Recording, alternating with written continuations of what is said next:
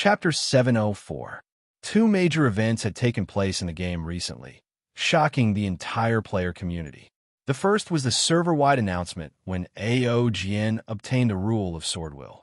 This event was like a magnitude 8 earthquake, completely shocking all the players. The players were already familiar with the rules of the game announcement. Usually, when a player obtained an inheritance or extremely rare treasure, it would only be a server announcement. However, the server-wide announcement was different. It was a game notification that rang simultaneously in all 5 servers. It was significant. At this moment, even the newbie players clearly knew that AOGN had obtained something extraordinary. Although they did not know what the rule of Swordwill was, it must be something more valuable than any inheritance at this stage. While the players were discussing about it, they also began to urge AOGN to quickly share the details of the interface in the forum so that they could enjoy it. AOGN did not hide it and shared the details of his rule of Swordwill on the forum. After the players saw the detailed description of the rule of Swordwill, they were completely excited. At this moment, they understood that the man who once stood at the peak of the Bakey cheat group had returned. Not only did he not fall from the altar because of his failure, but he had also become a stronger existence. The Bakey players were very happy about this because the cheat group was the face of a server.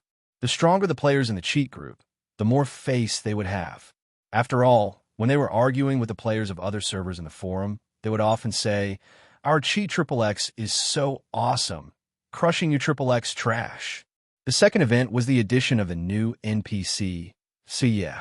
Before Suye joined the Bakey camp, he was known as the Bald Mentor by the players. In the players' hearts, he was linked to opportunities. At this stage, many players had successfully comprehended the Swordwill with the help of Suye and could be considered to have stepped into the threshold of a sword cultivator. However, the players always thought that the Bald Mentor would disappear one day. After all, there was no long-term opportunity in the game. Hence, they were very eager to find him and learn the method of condensing Swordwill from him. However, the players did not expect that the Bald Mentor would actually join Bakey and become a part of the Mansion of the Dead. This news was definitely a joyous occasion for the players, who said that there was no free lunch in this world. Wasn't this free opportunity to become stronger delivered to their doorstep? However, just when the players thought that they could comprehend the Swordwill from the Bald Mentor for free, another building appeared in the Mansion of the Dead. Suye's Sword Mansion. Upon entering the Sword Gym, the first thing the players saw was the eye-catching price list hanging on the wall. It was densely filled with the elective courses for various Swordwills. At this moment, the players had mixed feelings. Damn it, I've learned another bad thing. Naturally, the players assumed that the Bald Mentor was just like Tonghua and the others. They had been corrupted by the stench of money and were no longer pure. Many players who hadn't received the lesson were in tears when they heard the news. When he stepped into the Kendo Pavilion and personally saw the exorbitant soul coins on the price list, he couldn't hold back his tears. This selfless gardener still fell at the feet of money in the end. This was too F***king realistic. At this moment, the players couldn't help but think of the Wood Spirit race. When they first joined the Bakey camp, the Wood Spirit clan provided free medical treatment for the players. Furthermore, if the players wanted to drink Wood Spirit wine, they could just ask for it. The pure and kind ladies from the Wood Spirit clan would serve them the wine that they brewed themselves. As long as one's skin was thick enough, one could get anything they wanted in the Wood Spirit race, except, compared to the past, all the services provided by the Wood Spirit clan were now linked to soul coins. If one had no soul coins and wanted to suck up to the services of the Wood Spirit clan, the fierce ladies from the Wood Spirit clan would twist the top of one's skull off mercilessly. Even the newbie players who joined the battle did not believe that the greedy ladies from the Wood Spirit clan were calculative. Apart from their good looks, they were once very pure and kind. They thought that it must be a story made up by the old players to deceive the newbies. However, after witnessing the selfless Bald Mentor step onto the wrong path, some of the players who joined later felt a dull pain in their hearts. They had the same mentality as the old players when they saw the changes in the Wood Spirit clan. This evil soul coin, why isn't there enough to spend? Although the players were very sad that Suye had completely changed, they still had to obediently fork out soul coins to buy lessons and attend the lessons regularly if they wanted to learn the sorrel cultivation method. Among them, the one who benefited the most was naturally Lu Wu. He didn't expect Ao Jian to bring back a godly state master. His existence had a very important impact on the development of the player's forces. Especially during the current period of the sword will cultivation craze, it could significantly increase the combat power of the players.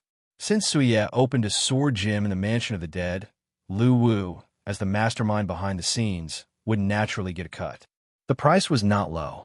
Most of Suye's income went into Lu Wu's pocket. This time, Lu Wu obtained another way to earn soul coins without doing anything. At the same time, there was another piece of news that made Lu Wu very happy. The players of the Naraka server had finally built their own stronghold and successfully occupied a small area in the region where they were located. They no longer needed to wander around. Lu Wu generously allocated a sum of soul coins for the construction of the main city of the Naraka server. After all, it had been almost 4 years. Even the Feifei server had its own main city in the Xianfeng region. However, the Naraka server was still wandering around. Lu Wu couldn't stand it anymore. However, such a huge difficulty also brought opportunities for the Naraka server to develop. There were also many benefits. At this time, after years of development, the overall combat power of the Naraka server could compete with the European server. Of course, Reinhardt, who had a demigod mount, was a special exception. According to the current development trend, it was inevitable that the Naraka server would surpass the European server. This was a fact that the European server players had to admit even if they didn't want to. In this regard, they could only think of ways to develop their own player forces and strive to continue suppressing the Naraka server. Now, the European server players had found a very good way. That was to follow the original players and freeload experience and soul coins. After tasting the sweetness a few times, the European server players generally had this mentality. Don't ask if there were any benefits. Seeing that the original players were moving out in large numbers, they could just freeload and be done with it. The healthy competition of the 5 servers indirectly increased the motivation of the players to become stronger. Everything continued to develop in a good direction. While the players were developing, the Sea King was also meeting his own turning point. Previously, when the Netherworld branch of the Devouring Sea started a war with the players, the Sea King thought that he had to make a decision and take a gamble. He would help the players in the battle against the Netherworld branch of the Devouring Sea.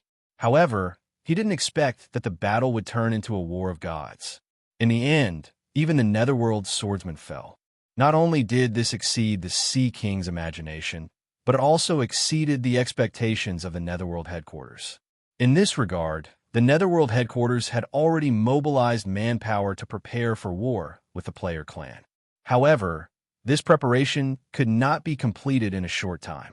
According to the usual situation, once there was a force in the outer sea that resisted the Netherworld Merchant Guild's trade rule, the headquarters only needed to send a few gods to deal with it. However, this battle was different because even the Netherworld swordsmen had fallen in this battle. This was enough to prove the strength of the opponent. They had to be fully prepared. However, this preparation required a lot of time. This was because most of the headquarters' combat power was scattered in various resource points in the Central Sea. If they did not prepare in advance and mobilize manpower on a large scale, they would definitely be discovered by the enemy forces. It was very likely that the enemy forces would take advantage of the Netherworld Merchant Guild's weak defense to plunder a large amount of resources that belonged to them. Moreover, the higher-ups of the Netherworld headquarters were still not sure how strong the player clan was and how many people they should send to wipe them out. Therefore, everything could only be done slowly. As a super force that had stood tall in the Netherworld Sea for a long time, the Netherworld Merchant Guild's strategic vision had always been looking to the future. They would not make impulsive decisions because of a huge loss at the moment. This was also the reason why the Netherworld headquarters did not launch an all-out war against the players after the Netherworld swordsman's death. The Sea King was happy to see the headquarters silence. After all, it was a great thing for him to freeload on the Netherworld Merchant Guild's resources and maintain a good relationship with the player clan. What surprised him even more was that the higher-ups of the Netherworld Merchant Guild were all escorted to the Central Sea as punishment and turned into slave labor.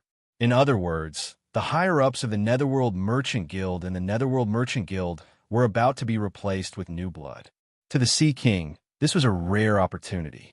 With the Netherworld Headquarters order, Elder Ing became the guild leader of the Netherworld Merchant Guild. However, the problem was that Elder Ing had long disappeared. No one knew if he was dead or alive. In other words, the higher-ups of the Netherworld Merchant Guild and the Netherworld Merchant Guild were a blank slate. Other than the emissaries from the headquarters station here, no one could order the Sea King, who was the War Merchant Guild.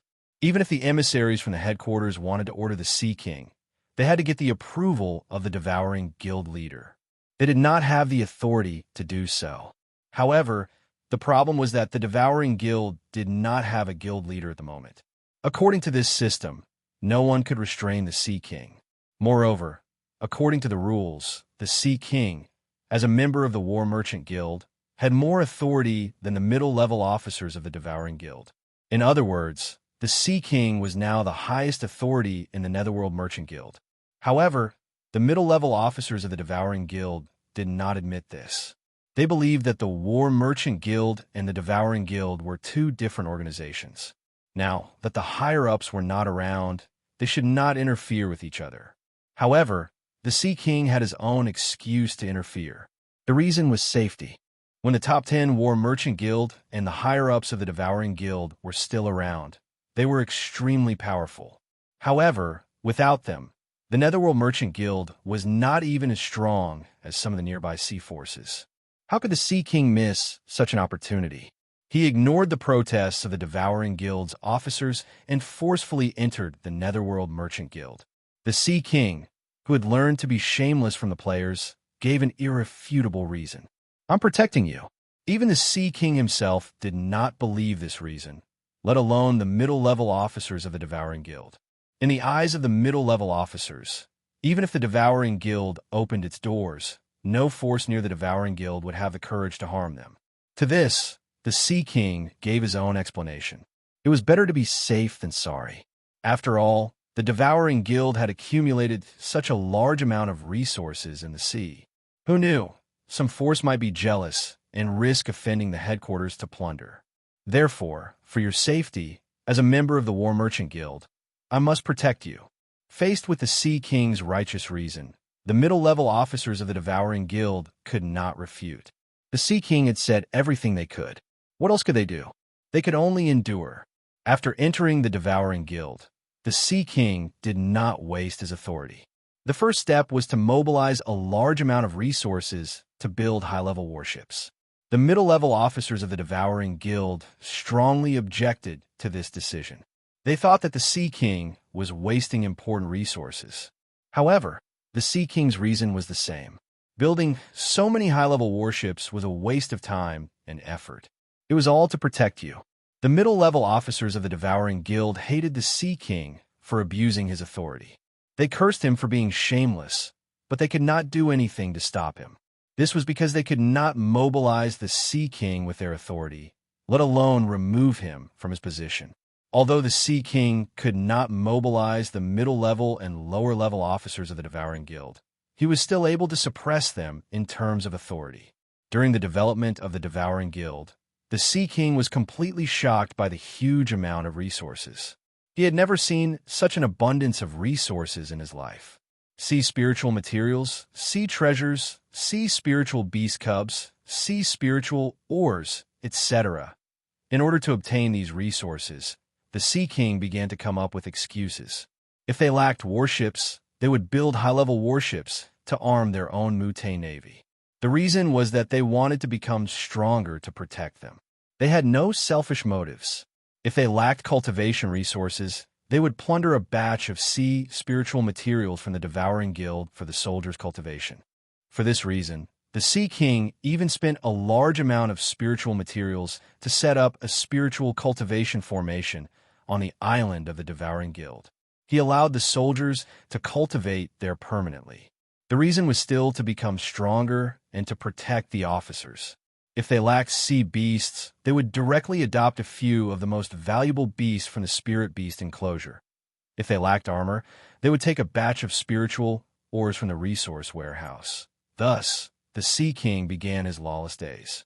In short, he would take whatever he lacked. Moreover, his reason was very valid. The hearts of the people outside are unpredictable. Who knows? They might be gathering their strength in preparation to rob us. As the only member of the War Chamber of Commerce, I have to shoulder the heavy responsibility and protect your safety. In the end, the Sea King shamelessly added another sentence. Even if I die, I will not let any harm come to you. The Sea King had completely lost his stern and rigid image as the overlord of the sea. He had been completely led astray by the players. The emissary from the headquarters who was stationed there saw the Sea King's various decisions. Although he was speechless, he did not stop him. This was because his mission was to report the development of the Devouring Guild to the headquarters. He would not interfere with any development issues. However, just as the emissary was about to report the recent happenings in the Devouring Guild to the headquarters, something happened that changed his opinion of the Sea King. Chapter 705. Sui raised his middle finger in his heart when he heard the dog shamelessly asking him to be the judge. This reason might seem unreliable to the middle and lower level officers of the Devouring Branch, but they had no way to refute or report it. After all, the Sea King said this from the perspective of the Chamber of Commerce. Sui was dumbfounded when he heard this. Some of the players on the forum saw that the title of the post was related to sea leaks, so they clicked on the post out of curiosity. After a moment of silence, Sui looked at the dog and said, however, it was impossible for them to accept a 30-70 split. Sui wanted to say the same thing if he could, but for safety reasons, he decided to leave before saying it. His life was more important. However, the expected look of gratitude did not appear. Everyone looked at him as if they were looking at a fool. Are you done? Go on, I'm listening. At this time, Sui said shamelessly. Sui was speechless. Most importantly, it was not a difficult thing to do. Actually, I know how you guys feel. How about this? I suggest a 40-60 split. I'll explain to the boss. It would be extremely difficult to obtain resources from these officers who are determined to do so. Crayon_Shinchan. Opie, we understand. Hurry up and delete the video and post. Don't let those bastards from the European server find out. I'm seriously suspecting that there are many spies from the European server in the main forum. According to what Sui said in the video, the Devouring Branch did not have any combat power. As the popularity of the post increased, Gu Yu and the others received news. After 3 days of silence, the Sea King's plan gradually came to fruition. Sui was speechless. Sui thought he was very smart to say such a thing at this moment. A few days later, Sui arrived at the Lioli coast from the Netherworld branch of the Devouring Sea. He found the players nearby and conveyed the Sea King's message. Therefore, the Sea King began to think of countermeasures on how to get resources from these stingy bastards. Not only did Guyu not appreciate it, but he also looked at him and said, other than meeting the quota set by the Netherworld headquarters, the resources that exceeded the quota could be kept for the development of the Devouring Branch, or they could be handed over as extra merits for the members of the Devouring Branch. What are you looking at me for? Judge, isn't Sea Leak going overboard? Go Z continued to smash the ground with his claws, because he did not have any authority to order these middle and lower level officers to listen to him. Moreover, they had chosen to defend the resource vault to the death. Was he really going to kill them? He put on an expression that said, I'm listening attentively. Yes, you're right, but I won't speak. However, Sui did not expect that the player clan would strike first and shamelessly say that 70% was too low. What do you think of our proposal? After interacting with them for so long, Sui had always been aware of the player clan's ugly face and shameless behavior. Therefore, he did not speak at this moment. He only looked at the dog and Yi Shui, expressionlessly, his face filled with numbness. Stars in the Universe, European server, replied to Crayon Shinchan. Go to hell, Dog Shinchan. Evil Kingdom, JPG. However, As the Sea King continued to consume the resources in the resource warehouse, the middle and lower level cadres could no longer sit still. So everyone looked at him as if they were looking at an idiot. Soon, the news of the Sea King's intention to cooperate was spread to the official forum by the player who came into contact with Hei Sui. After knowing the news, the players were very excited. Faced with the players who had no intention of agreeing, Hei Sui said with a bitter expression, "Since you're going to be punished by Sea Leak, why don't you bear a little more?" In the vicinity of the devouring sea, which force dared to provoke the underworld chamber of commerce. Moreover, with their authority, it was impossible for them to suppress the Sea King, who was a member of the War Chamber of Commerce. After a while, everyone was silent as they stared at each other. After thinking about it, the Sea King felt that other than the idiotic player clan, there was no other force with the courage to do such a thing.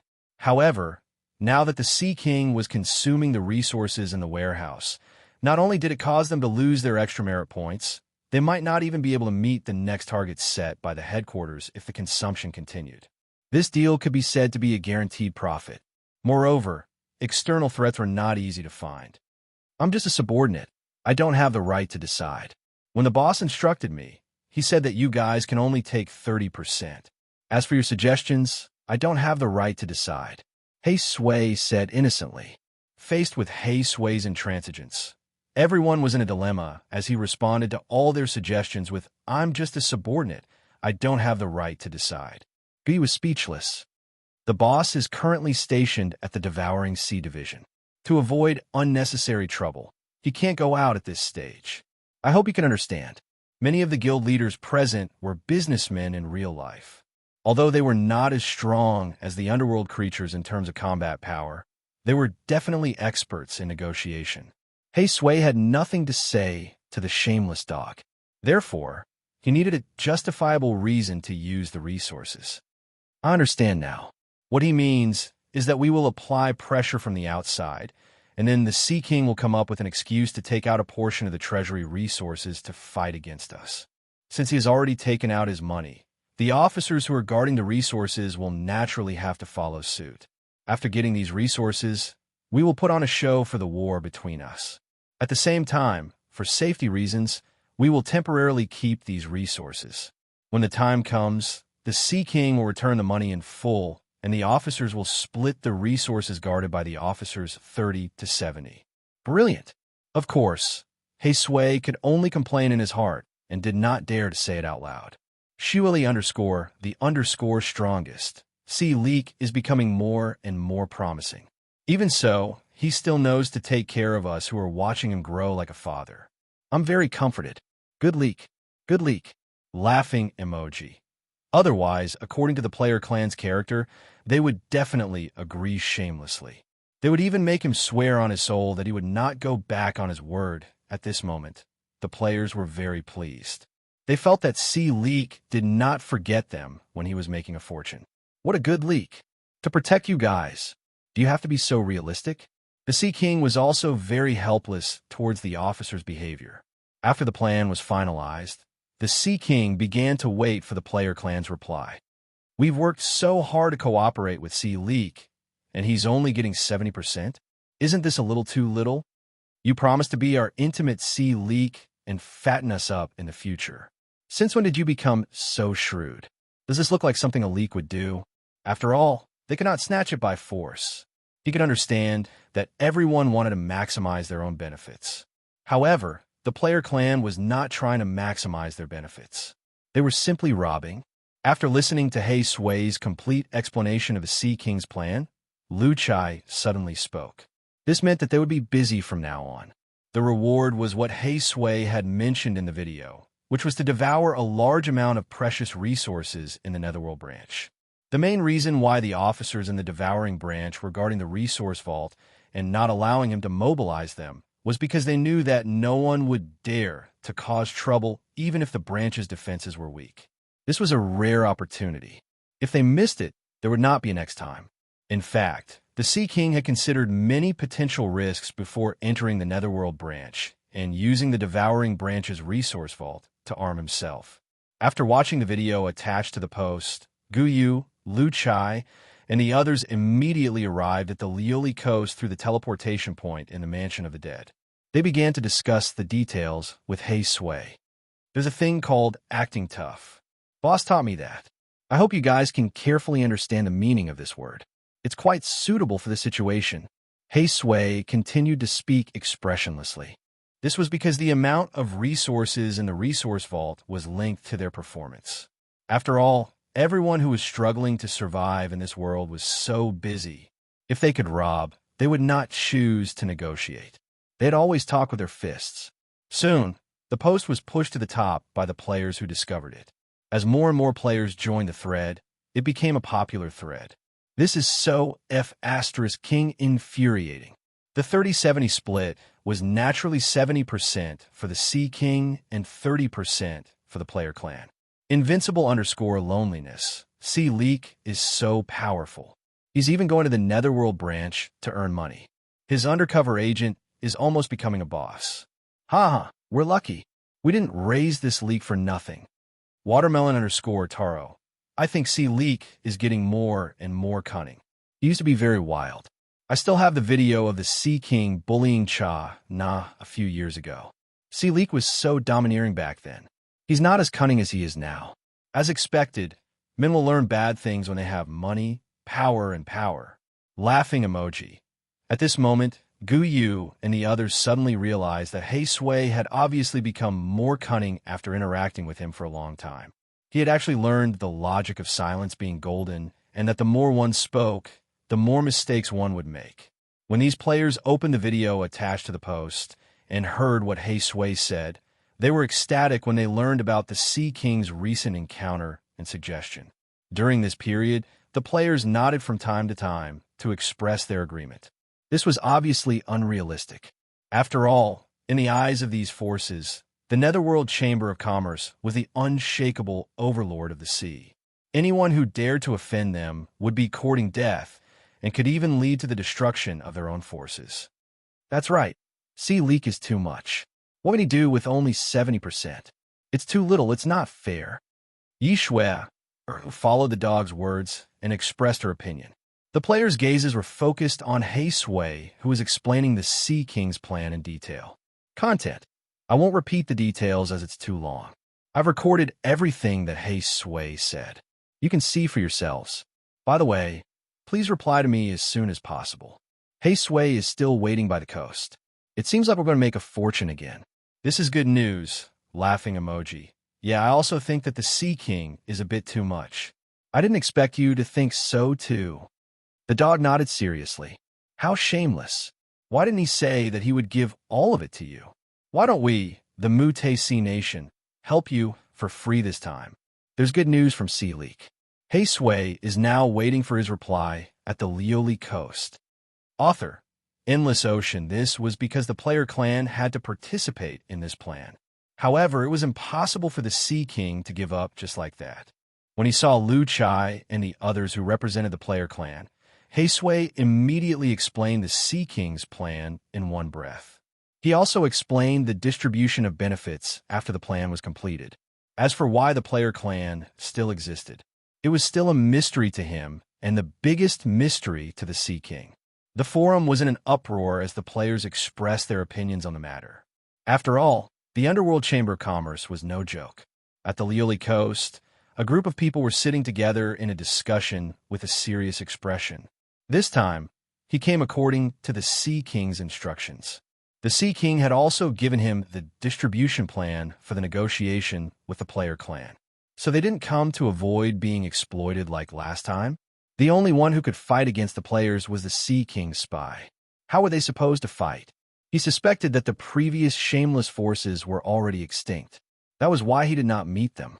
The next day, the Sea King sent Hei Sui to the Lioli coast to look for the player clan. This time, even if the Sea King told them all the reasons why they needed resources, they would not allow the Sea King to open the resource vault. They gathered in front of the various resource vaults and chose to defend them to the death. Looking at the arrogant Sun Chi, Hei Sui suddenly understood why his boss would subconsciously blurt out whenever he was troubled. At this moment, they knew that the fattened sea leaks were about to feed them back. After that, No matter how the Sun Chi and the others attacked, Hei Sui responded with silence. This was an opportunity for them to earn resources while lying down. Therefore, Hei Sui decisively chose to remain silent. He used silence to counter the shamelessness of the Sun Chi and the others. He put on an attitude that said, "If you want to open the resource vault, you'll have to step over us to die." In terms of shamelessness, Hei Sui felt that the player clan was already at the peak of the underworld. Therefore, the middle and lower level officers of the Devour branch could no longer tolerate it.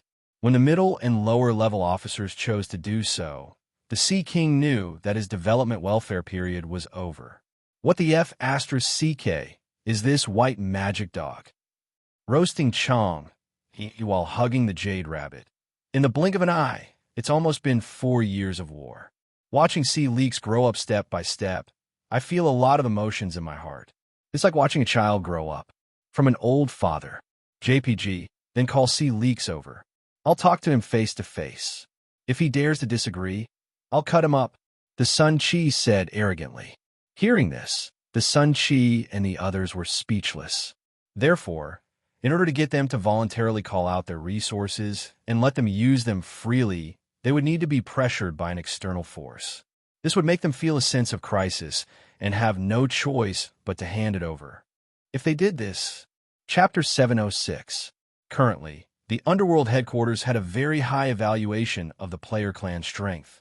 Faced with such a situation, Gu Yu and the others decided to disguise themselves however they wanted after some discussion. They didn't need to be deliberate as long as they didn't look like a player clan.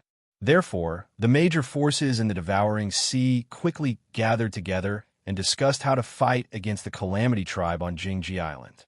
Although they planned to work together to fight against the Calamity Tribe, no one wanted to be the main force and fight the Calamity Tribe head-on. Crow takes the plane. Tornado destroys the parking lot. A warrior player who had transformed into Black Tiger, Fu charged forward as soon as he landed on land. Therefore, the leaders of the major forces were very curious about the Calamity Tribe.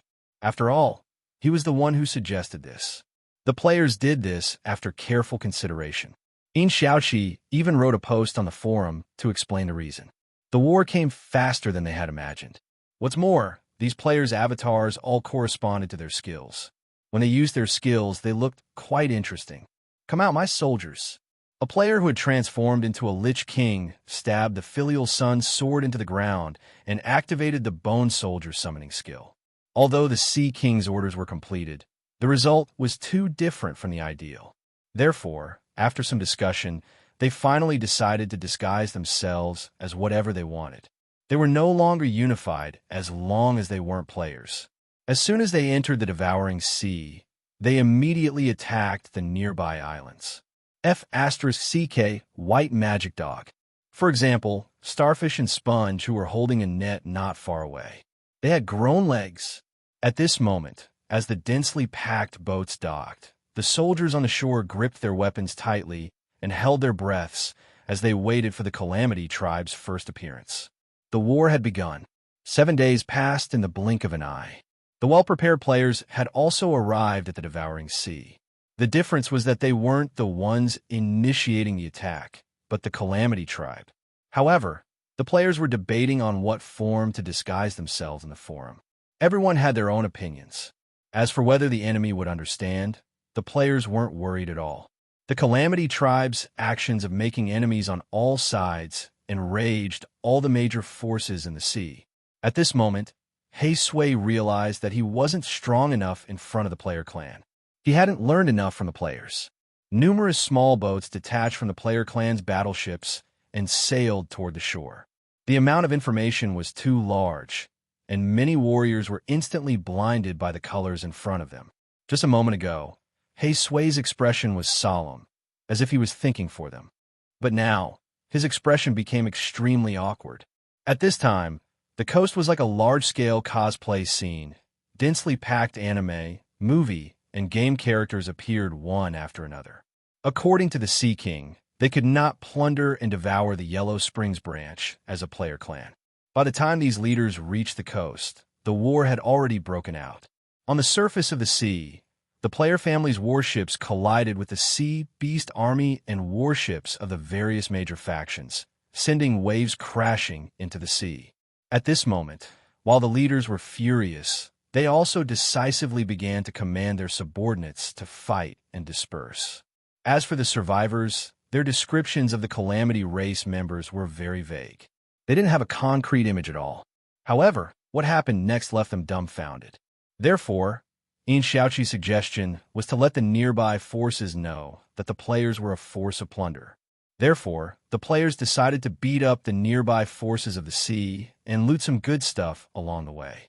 As more and more players leaped out of the small boats, various forms of players appeared one after another. It was a dazzling sight. As the saying goes, a powerful dragon cannot suppress a snake in its own territory. Usually, when foreign forces of the sea settled in, they would quietly develop for a period of time. After confirming that their foundations were stable, they would then compete with the surrounding forces for resources and expand their forces. This person was the player who ate the transmogrification fruit. After leaping out of the boat, this thunder elemental mage player shouted arrogantly, "Haha, cry, shout, and then die." A certain Shinibu player who had turned into a weakling said. Faced with the player's insatiable behavior, he suddenly didn't know how to deal with them. The leaders of the forces sat together and expressed their opinions and suggestions. Many of the creatures were creatures that these knowledgeable leaders who had lived for a long time had never seen before. They even felt that some of the creatures looked too abstract. As for the Calamity race, they only learned of it from their subordinates who were lucky enough to survive. This was because there was a great deal of risk involved. The ferocious and ugly Calamity warriors that they had imagined didn't appear. The first to appear was a yellow-skinned big rat. It was completely different from the ferocious warrior that they had imagined. It was even a little cute. The first thing they did when they arrived at the Devouring Sea was not to attack the Devouring Underworld branch. Instead, to play it safe, they attacked the major forces of the Devouring Sea first. This time, the players who arrived had changed their identities and called themselves the Calamity race. They were a plundering force from the distant Kunlun Sea. They had originally wanted to take a closer look at the Calamity race. It was just a disguise. As long as they weren't recognized, it didn't matter what they looked like. After Hei Sui left, Gu Yu and the others started organizing people on the forum and got busy. Originally, the players were prepared to unify their forms for this battle so that they could disguise themselves as a single race. What was even more outrageous was that creature that looked like a raccoon. It kept taking things out of its pocket and distributing them to the creatures around it. How could such a small pocket contain so many things? They didn't expect the Calamity race to have no fixed form at all. It seemed like there were all kinds of races. Although they could tell that the Calamity race was extremely arrogant and tried to challenge all the forces in the Devouring Sea, they didn't expect them to be this arrogant. They actually dared to come when they were gathering for a meeting. Actually, they had already investigated the background of the Calamity race. However, in terms of brutality, the players were obviously a notch higher. Their arrival really caused the nearby forces in the sea to suffer. This way, they could maximize the benefits and make the officers of the Devouring Underworld branch continuously give up resources to help the Sea King defend against the enemies. At the same time, they would also eliminate any doubts. However, the players all had their own opinions on what they should disguise themselves as. They couldn't come to a consensus for a while. According to Gu Yu, since they were going to be scolded anyway, they might as well bear more of it. The player clan will remember their contributions. As soon as he said this, all the leaders of the forces were shocked. At that moment, Hei Sui was extremely sad. He knew that he would definitely be beaten up by the Sea King when he returned. In just 3 days, 2 islands had fallen, and the resources inside had been plundered by the players. Did you guys take a screenshot? Do I look cool? At that moment, the leaders of the various forces expressed their opinions and tried to fight for more benefits for their own forces. The final result of a negotiation was still 50-50, with the players taking 50% and the Sea King taking 50%. It was the same as the previous time. My turn to draw a card. It's you. Come out, Fire Elemental Giant. A certain elemental sorcerer player who had transformed into the Game King character also changed his appearance at that moment. He coolly drew a card from the device in his hand and began to cast the elemental summoning skill. After doing all this, the player immediately spoke in the party voice chat. Dragon-type creatures, soul-type creatures, humanoid creatures, beast-type creatures, undead creatures, and so on. Regarding this, the players expressed their opinions on the forum, expressing their opinions and suggestions. What identity should they disguise themselves as? After Haysway said that he was willing to take responsibility and compromise, he thought that he would receive sympathy from the players. Therefore, to be safe, the players had to disguise themselves and fight the Sea King to a standstill. After all, from the Underworld headquarters' point of view, even the Sword Lord had fallen in the hands of the player clan. How could the Sea King be defeated? At that moment, they could no longer sit still. Furious, they stood up and led their personal guards towards the coast. If they used the identity of the player clan to plunder the Engulf branch, it would be very suspicious if the Sea King successfully repelled the players' invasion. Underworld, Engulf Ocean. However, the players did not express their gratitude. Instead, they took advantage of the situation and asked for another 10% concession. During the battle, the players would shout out their moves from time to time. Because of that, a battle that was supposed to be cruel was filled with joy and idiocy. In any case, as long as you're happy, that's all. We, the Calamity Race, player clan, are a race full of idiocy and colorful. As for the issue of the profit distribution in the upcoming cooperation, it was finally settled after some discussion. At that moment, the leaders of the major forces on the island were completely dumbfounded. 100,000 volts. The main reason was that as an external force, challenging the Underworld branch, it would be too obvious and suspicious. Leader, clan leader, the Calamity Clan is attacking. Their fleet is approaching Jingji Island. It was called the transmogrification fruit. After eating it, one could change their form for a fixed period of time. After all, there was no reward for putting in a lot of effort. If they suffered heavy losses, their own race would be in danger after defeating the Calamity Clan. At that moment, the major forces of the Engulf Ocean had gathered on Jingji Island. In terms of disguise, there was a tool in the shop that could help the players. This caused dissatisfaction among the major forces of the Engulf Ocean. However, just as they were arguing fiercely, a few soldiers arrived in a panic. The major forces were usually considered to be extremely domineering in the Engulf Ocean. They used their fists to achieve prosperity for those who obeyed them, and annihilated those who defied them.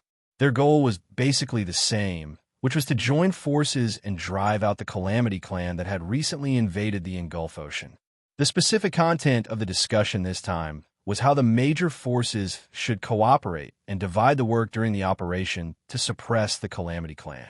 As soon as he finished speaking, electric arcs appeared on the surface of his body.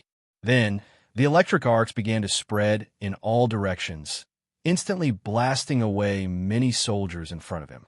However, they could not find any information about the Calamity Clan. They did not even know what the Calamity Clan looked like. Chapter 707. During the period of forcefully occupying the Central Sea area, the players had secretly contacted the Sea King while bullying the nearby sea forces. The reason why the players knew that the major forces of the Devouring Sea were discussing how to deal with them on Jingji Island was that the Sea King had sent his subordinates to inform them. After knowing the news, the players couldn't stay calm and all expressed that they wanted to smash their heads. And so, the players came. This time, the players' transformations included all the well-known characters from animations, movies, novels, and games. The strongest cosplay team in history was born. The scene of the battle was even more exciting. The Joker and Batman, who were once enemies, cooperated to fight against the enemy. Pleasant Goat jumped up and smashed the 5-meter-tall Sea Clan giant. Captain Jack Sparrow and his sailors sailed the Black Pearl ashore.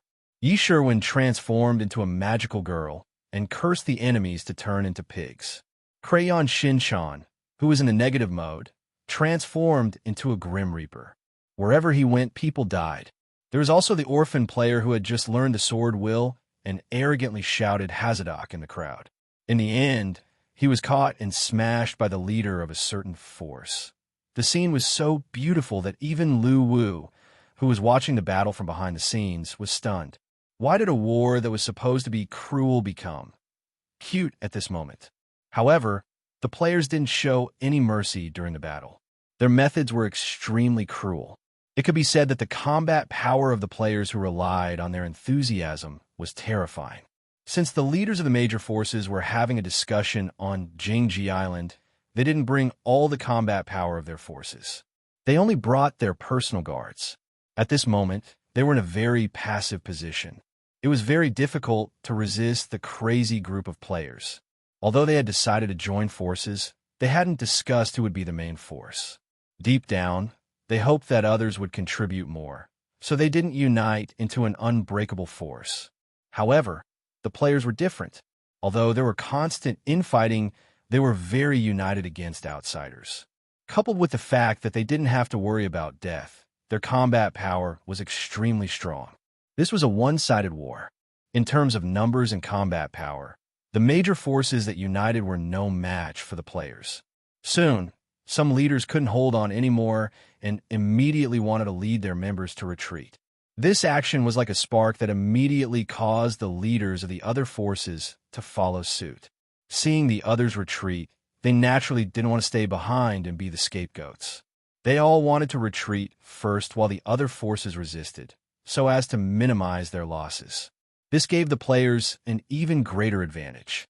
The expressions of the cosplaying players gradually became more and more arrogant, and they all pounced on the fleeing armies of the Devouring Sea's major forces. The merry chase began. The scene was too beautiful to look at. This was especially true for the group of players who cosplayed as cartoon characters. They looked harmless, but when they chased after their enemies, their methods were extremely cruel. The leaders of the various major forces who were retreating were also cursing in their hearts. They had no idea how the Calamity race had found out about their meeting. They had been beaten senseless in this battle. As far as they knew, all the forces in the underworld were basically made up of various races. For example, the Sea King's Mutesi nation was mostly made up of his own people or descendants who were related to him by blood. It was the same for the major forces that the players came into contact with.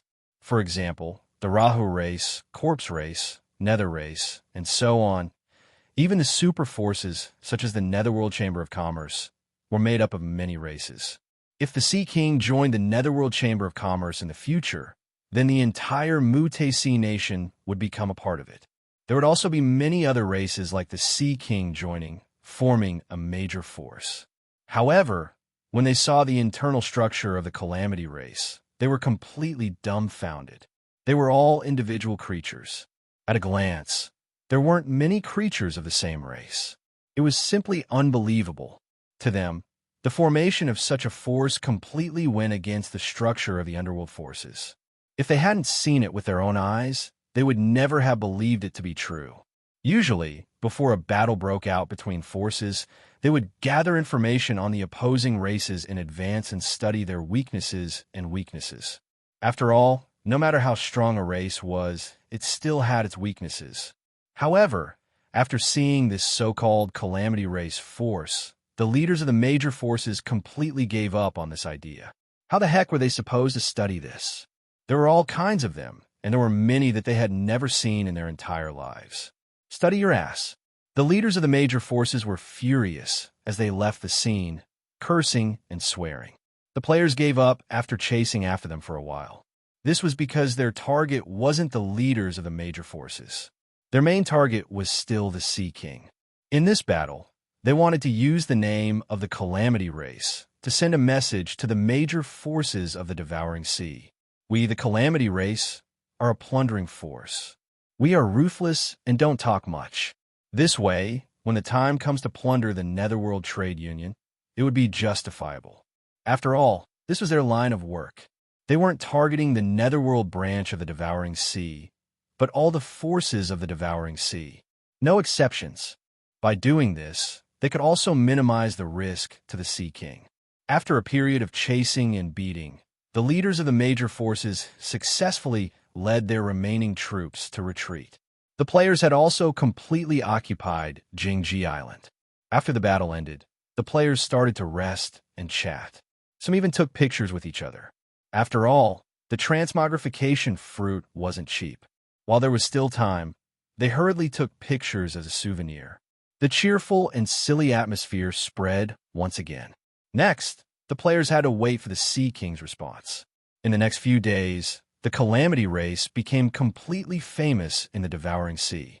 In the news that circulated, the Calamity race was described as a powerful but extremely cruel force that came from the sea to plunder. Many of the weaker, neutral forces trembled in fear.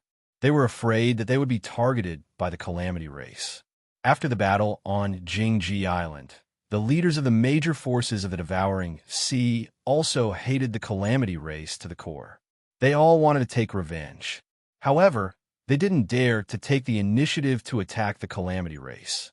After all, they all understood the principle of the bird that sticks out gets shot first. The first to attack usually paid the greatest price. However, it was obviously impossible to make them submit just like that. Hence, the leaders of the major forces found another island and prepared to continue discussing the matter of the alliance. At the same time, for the sake of caution, they didn't make the matter of the alliance as public as before. They were afraid that the Calamity race would find out again.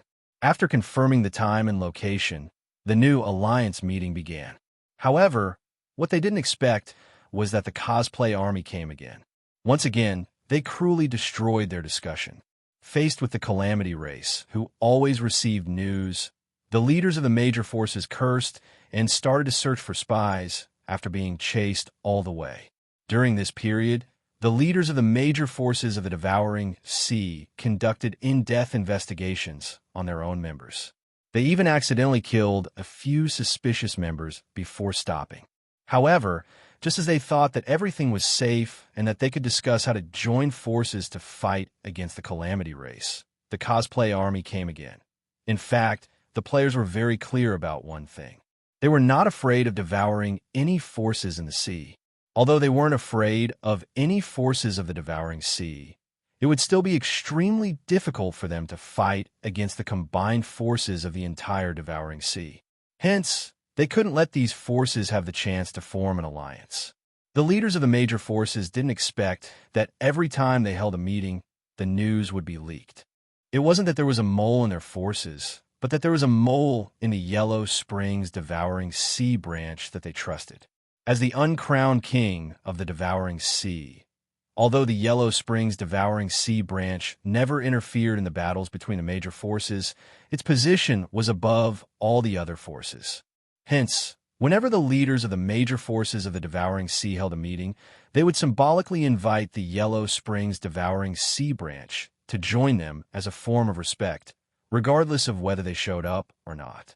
However, they never expected that the Yellow Springs Devouring Sea branch had long since been taken over by the players. Every time the Sea King received an invitation to attend a meeting, he would inform the players immediately, even though he didn't have any intention of going. Once the players knew the time and location, they would also take the initiative to attack on time and disrupt the alliance plans. After this cycle repeated a few times, the leaders of the major forces started to have a mental breakdown. They could only continue to investigate which of their forces were the spies of the Calamity race. Many members with strange appearances also suffered because of this. They were interrogated and interrogated to see if they were spies planted within the organization by the Calamity race. At this moment, those creatures with strange appearances were also having a mental breakdown. Was it wrong for him to look strange? Was he being reasonable? In reality, looking strange was a crime at this moment.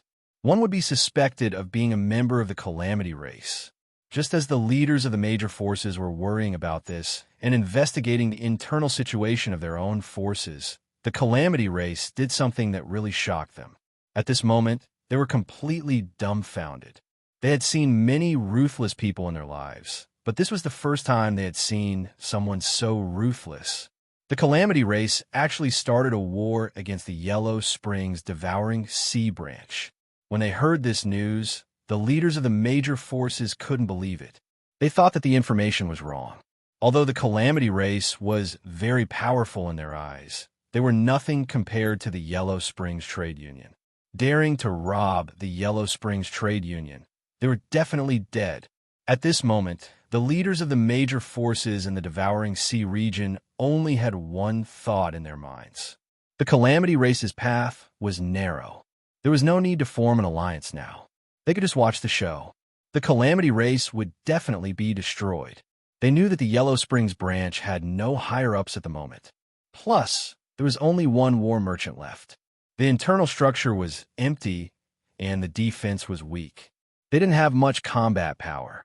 However, there was no chance of winning against them. After all, the Yellow Springs headquarters stood behind the Devouring Sea region. That was a superpower that had a foothold in the Central Sea region. If it wasn't for the Yellow Springs headquarters, the Calamity race wouldn't even need to make a move. They would have taken the opportunity to take down the Devouring Sea region. The only thing stopping them from having such thoughts was the Yellow Springs Trade Union's headquarters, an insurmountable mountain. From their point of view, even if the Calamity race succeeded in robbing the Devouring Sea region, the final outcome would be the same. They would definitely be hunted down by the Yellow Springs headquarters, and their entire force would be wiped out. There are many examples like this in history. The miserable outcomes of the various overlords of the sea region made them understand this point. The Calamity race would definitely not be an exception. Their path was probably narrow now. Chapter 708. In order to loot and devour the Yellow Springs branch, the players had made many preparations in advance. They were also waiting for the right time, which was the Sea King's feedback. In fact, with the player clan's influence in the Devouring Seas, they could easily carry out the next step of the Devouring Underworld branch. However, the Sea King gestured for the players to wait and not act rashly. The Sea King also gave an explanation. The reason was the emissary from the headquarters stationed at the Yellow Springs Devour branch.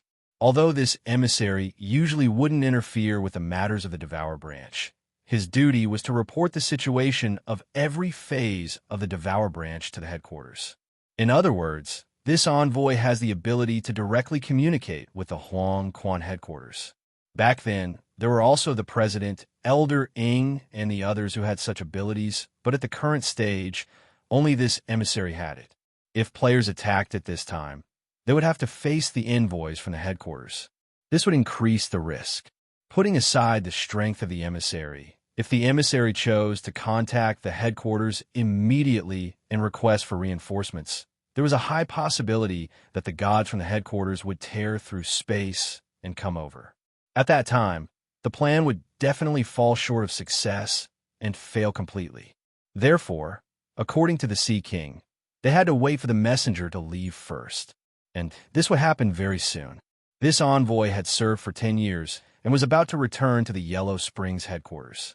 At that time, a new envoy would arrive. The reason why the Yellow Springs headquarters had set up a 10-year rotation of envoys was to prevent envoys from using their authority to seek benefits within a branch. The longer they stayed, the deeper their foundation would become. That was why they had set up a 10-year rotation, allowing the envoys to move to a new branch to continue their stay. The reason why the Sea King had such a bold plan was precisely because of this timing. The absence of the emissary was the best time for him to work together with the player clan. When that time came, no one in the Devour branch would be able to contact the headquarters, and no reinforcements would arrive. The risk would also be reduced to a minimum. After understanding the reason, the players waited patiently. Actually, the players were not in a hurry because the Devouring Ocean had special products that the Void Ocean and the Quelong Ocean didn't have. For example, different spiritual fishes, different spiritual materials, and so on. There were many new things waiting for them to explore. There were even players who began to collect information on the creatures in the engulfed sea, creating illustrations and selling them to the players who were ambitious enough to create the encyclopedia of battle creatures. While waiting, the players could find their own entertainment. During this period of time, he also suppressed the various major forces that were originally extremely powerful in the Devouring Sea. His days could be said to be carefree. However, the Sea King's response soon arrived.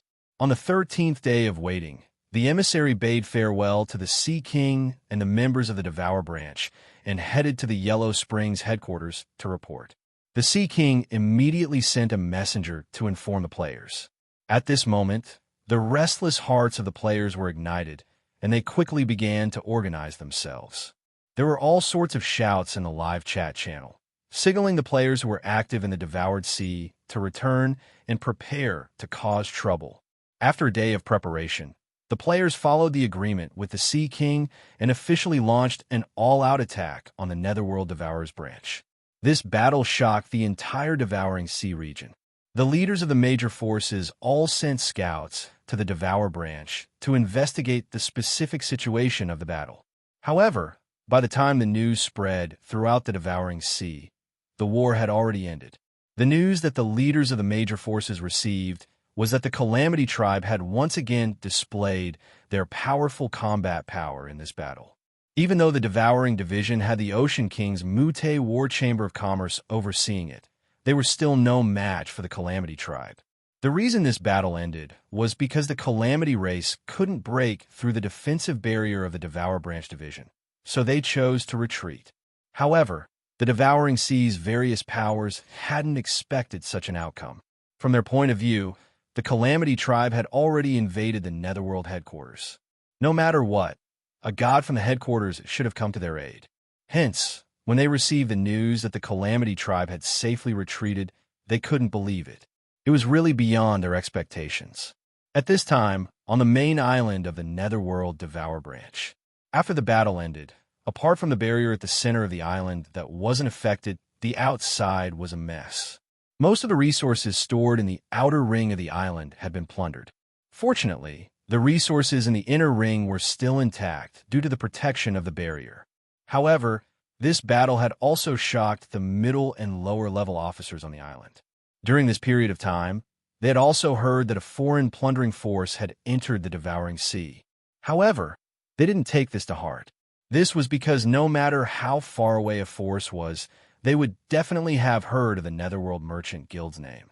They wouldn't have the guts to come and offend them unless they really wanted to be exterminated.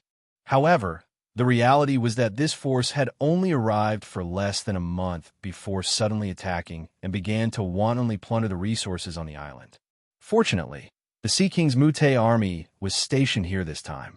After fighting with this force for a long time, many members were able to safely retreat into the barrier. Otherwise, they would definitely have lost their lives. At this moment, the middle and lower level officers whose lives were saved by the Sea King changed their attitude towards the Sea King. This was exactly what the players and the Sea King wanted to see. What he wanted was for them to willingly take out their supplies. In the following days, the main island of the Devouring Sea branch was attacked by the players many times. Although it wasn't breached due to the existence of the defensive barrier, it was inevitable that it would be breached if this continued. At this moment, the officers of the Devouring Sea branch on the island were filled with worry. At this stage, the only thing that could give them a sense of security was the Sea King, whom they had previously disliked. During this period of time, the Sea King's acting skills were off the charts. He put his promise into action. Protect your safety. In the following few confrontations, the Sea King led his troops into battle several times in order to prevent the barrier from being breached. During this period, he consumed a lot of resources. At this moment, before the Sea King could say anything, the middle and lower level officers who had objected to the Sea King taking resources from the Devouring Sea branch took the initiative to request for material subsidies. The Sea King didn't decline and decisively accepted the batches of resources. At the same time, he started to build a munitions factory within the barrier to mass-produce strategic resources. In reality, these munitions factories didn't produce much strategic equipment at all. It was just a pretense to consume resources. The Sea King's method of transporting resources was also very simple. As the defensive barrier needed time to recover, someone had to delay the Calamity Race's attack during the self-recovery period. This reason was also the best excuse for the Sea King to take the initiative to attack. Using the self-recovery of the protective barrier as an excuse, the Sea King took the initiative to attack several times. He fought with the players in the blind spots of the officers of the Devouring Sea branch and distributed the resources to the players in batches. Although there were many forces in the nearby sea region watching the battle from afar, the Sea King knew that the players had space-type tools. Hence, it was very easy for him to hide the resources. Just like that, the players' wallets gradually filled up as they transported resources in collusion. However, in the eyes of the middle and lower level officers, these resources were all used up in the battle. During this period, they also went to the munitions factory built by the Sea King to observe and discovered that there weren't many resources left inside. Hence, they once again gave the Sea King a large amount of resources to use in the battle against the Calamity race. At this time, the Sea King had become their only hope of survival. As for resources, no matter how precious they weren't as important as their own lives. As long as they could survive, they didn't care about the resources being used up. It could be said that the Sea King's plan was carried out perfectly. However, as the battle dragged on, a problem became apparent. And that was the problem of casualties. Since it was a war, it was impossible for there to be no deaths. Otherwise, it would definitely raise suspicions over time. Another problem was that the players turned into black fog after they died and didn't have any corpses. After all, the characteristics of the black fog that the players turned into after they died were too obvious. Even if the forces of the Devouring Sea had never seen it with their own eyes, they would be able to find out after asking around. However, this problem wasn't a difficult one for the players at all. The omnipotent shopping mall came in handy again. There was a type of tool in the shop called the substitute puppet. After using it, the puppet would change into the player's appearance without any flaws. Hence, the problem of having no corpses after death was solved. On the other hand, the Sea King had his own solution. Although he was a member of the Mute clan, the Sea King's power originated from death. His current power was the Lord of Death who plundered from the depths of the Void Ocean. Creating the illusion of death was a piece of cake for him. Not only could he make the soldiers fake their deaths, but he could also make the soldiers look rotten and smelly. He could totally deceive everyone. Even if the middle and lower level officers of the island came to check, they wouldn't be able to find any flaws. This was because the Sea King made his soldiers fake their deaths in order to turn them into members of the Death Clan. However, the Sea King stopped the last step and made them fall into a state of half-life and half-death. They couldn't sense the outside world and were equivalent to dead people. Although the officers of the island wouldn't check the corpses carefully, the Sea King did this for the sake of insurance. The officers of the branch could only see the Sea King's soldiers dying in large numbers after every battle with the Calamity clan. The rotten corpses were constantly transported back, and some of them were even badly mutilated. They could really feel the cruelty of the battle. The only thing they could do was to continue to compensate the Sea King with resources. At this moment, the Sea King didn't even need to say anything. They even took the initiative to open the resource vault and told the Sea King that he could take whatever resources he needed. It could be said that the Sea King's status in the Chamber of Commerce had reached its peak because of the external pressure exerted by the players. Suddenly, with the departure of the emissary, the middle and lower level officers no longer had any means to contact the headquarters. At this moment, the Sea King was like a guardian in their eyes. After going back and forth several times, the players had taken away more than half of the resources inside the island. However, to the players, this was just the beginning. How did the saying go? First, the tycoons would fork out the money and the people would donate. Only when the tycoons donated would the people follow suit. Once the money was in their hands, the tycoons' money would be returned in full, and the people's money would be split 30-70. This was a brilliant way to accumulate wealth. At this stage, the tycoons were the underworld branch of the Devourer, which was also the Sea King. Naturally, the people were the major forces in the Devourer. This time, the plan was to make the major forces in the nearby seas take the bait. For this, the Sea King sent several emissaries to the major forces to ask for support. At the same time, he took out a formation blueprint that he had prepared long ago. The formation depicted on the blueprint would be the key to annihilating the Calamity clan. However, to set up this formation, he would need to consume a large amount of spiritual materials. Everything was ready. All he needed was a rich man to take the bait. Chapter 709. According to the plan, the Sea King sent an envoy to invite the leaders of the various forces in the nearby seas. Although the leaders of the various forces in the Devouring Sea region felt helpless, they still went to the main island of the Devouring Division, Bone Island, at the appointed time.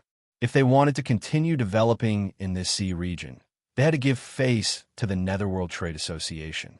In the eyes of the leaders of the various forces, the Calamity Race's unscrupulous plundering behavior was a sign that their future was bleak.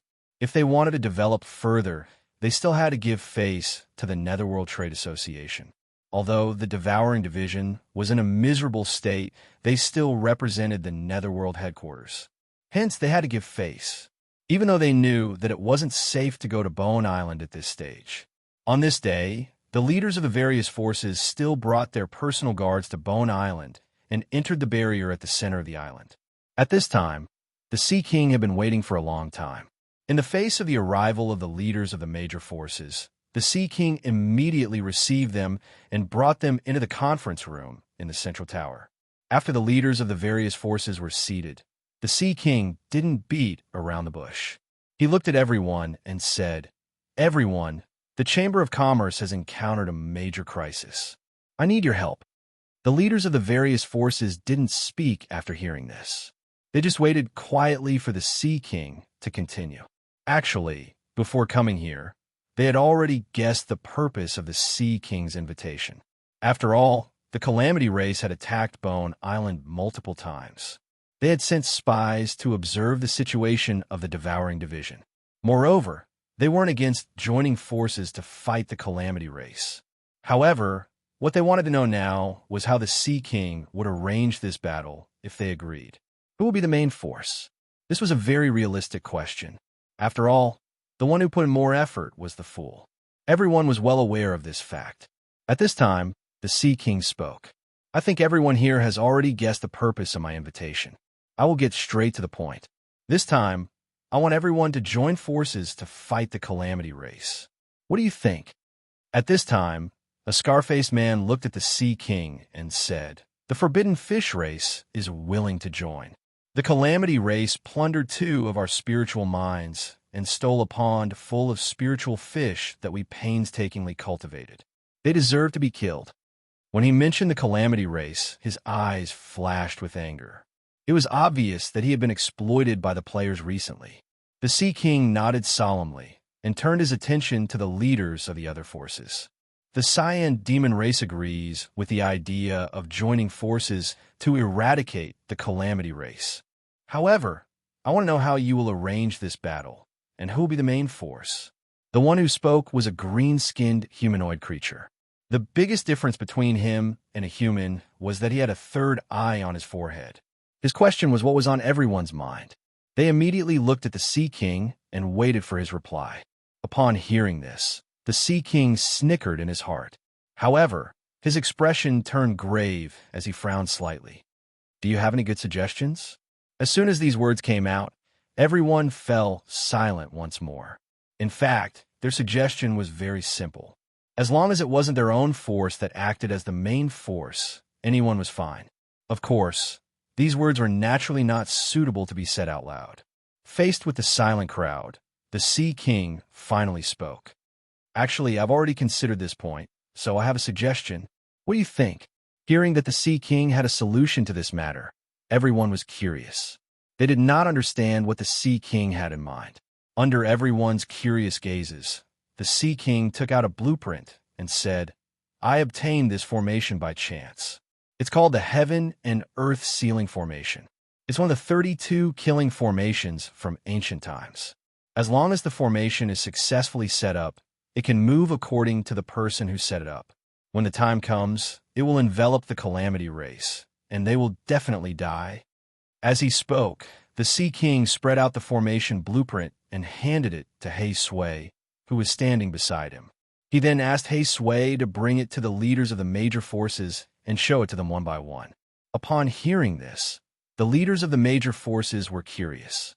When Sui approached them, they immediately started to carefully observe the complicated formation drawing on the formation blueprint. After Sui walked one round in front of the major forces and showed them the formation blueprint, the Sea King immediately spoke. Has anyone heard of this formation? I've heard a little about it. It's said that this formation is extremely powerful, and there are even rumors of it being able to kill gods. However, I don't know if it's true or not. I've also heard of it, but I've never seen the formation blueprint. If this blueprint is real, then it will definitely be able to kill the Calamity race. At this moment, two of the leaders of the major forces spoke up with serious expressions. Upon hearing this, the Sea King knew that his plan had taken another step forward. This heaven and earth sealing and killing formation was naturally prepared by him to trick the leaders of the major forces. However, this formation wasn't fake. It really existed, and the creator of this formation was none other than the Shadow King. After obtaining his inherited memories, the Sea King was naturally able to easily draw this formation blueprint. It was obviously unrealistic to use a fake formation to deceive the leaders of the major forces. After all, the leaders of the major forces were able to establish their own forces and stand tall until today. Apart from being powerful in terms of martial prowess, they were definitely very smart. A fake formation blueprint would definitely be seen through. Hence, the Sea King was using a method that was half real and half fake. The real was the formation, and the fake was the consumption required to set up the formation. When he thought of this, a smile appeared on the Sea King's face. Since that's the case, I won't hide it from everyone. This time, I hope that everyone can help me set up this formation. Each of you will contribute a sum of spiritual materials. This method can also solve the problem of who will be the main force. As long as the formation is successfully set up, the Calamity race will definitely be destroyed. There's no need for everyone to contribute any extra effort. When they heard this, everyone was shocked. They originally thought that the Sea King wanted to unite everyone's strength to fight the Calamity race head-on. They didn't expect that he actually wanted to use a formation to exterminate the player family. However, when they heard that spiritual materials were needed, the leaders of the major forces were extremely unwilling. At the same time, they cursed in their hearts. In their opinion, the wealthiest force was the Netherworld Chamber of Commerce. Even though the Devouring Branch had a hand over resources to the headquarters once every 5 years, the resources in the resource warehouse were not something that they could hope to obtain. Now that they were asking for spiritual materials, what was the point? However, no one wanted to stand out and oppose the Sea King's decision. Hence, no one said anything. The Sea King looked at everyone and said, I know what everyone is thinking. You think that my Chamber of Commerce has plenty of resources, so there's no need for me to ask for your help, right? At least you know what you're thinking. This was the thought that emerged in everyone's minds at the same time. At this moment, the Sea King suddenly sighed. With a worried expression, he said, To be honest, I'm sure you all know that the Devouring Branch has to hand over resources to the headquarters once every 5 years. The deadline for handing over resources this time is approaching. The problem that my Chamber of Commerce is facing now is that our resources haven't reached the quota set by the headquarters. We're already going to be punished by the headquarters. If we spend too much, we'll have to face the headquarters' wrath. I have no choice. As he spoke, a hint of sadness appeared on the Sea King's face. When they heard this, the leaders of the major forces looked at each other. They were indeed aware of this, but they didn't expect the Devouring Branch to be in such a pitiful state. However, they finally understood why the rich and overbearing Devouring Branch needed them to donate resources to set up a formation.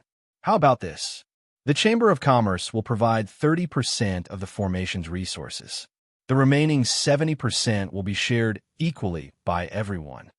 Seeing that the leaders of the major forces had understood his intentions, the Sea King struck while the iron was hot. The Forbidden Cloud race agrees.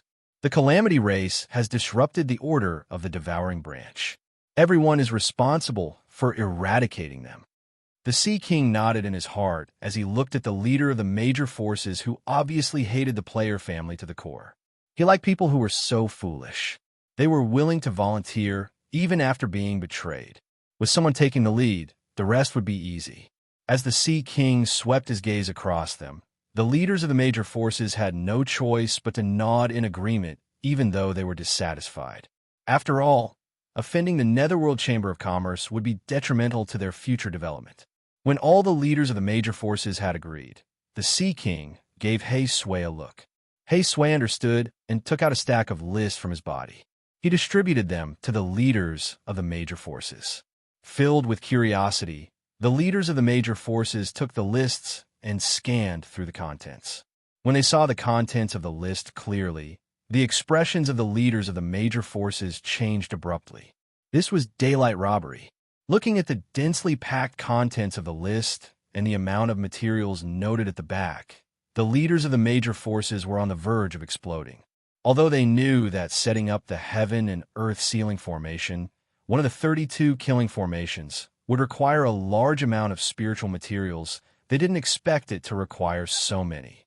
This wasn't just asking for resources. It was practically asking for their wealth. Ahem, I know that we might need a lot of resources, but I hope that everyone can understand.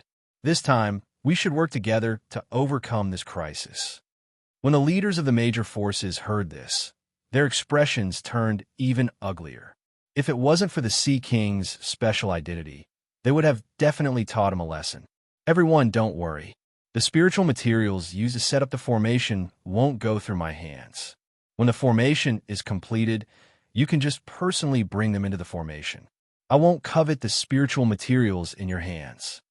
Hearing this, everyone's faces were still pale, but they felt much better. Because of the Sea King's previous words, they couldn't help but guess if the Sea King was trying to take the opportunity to make money. After all, they weren't there to set up the formation.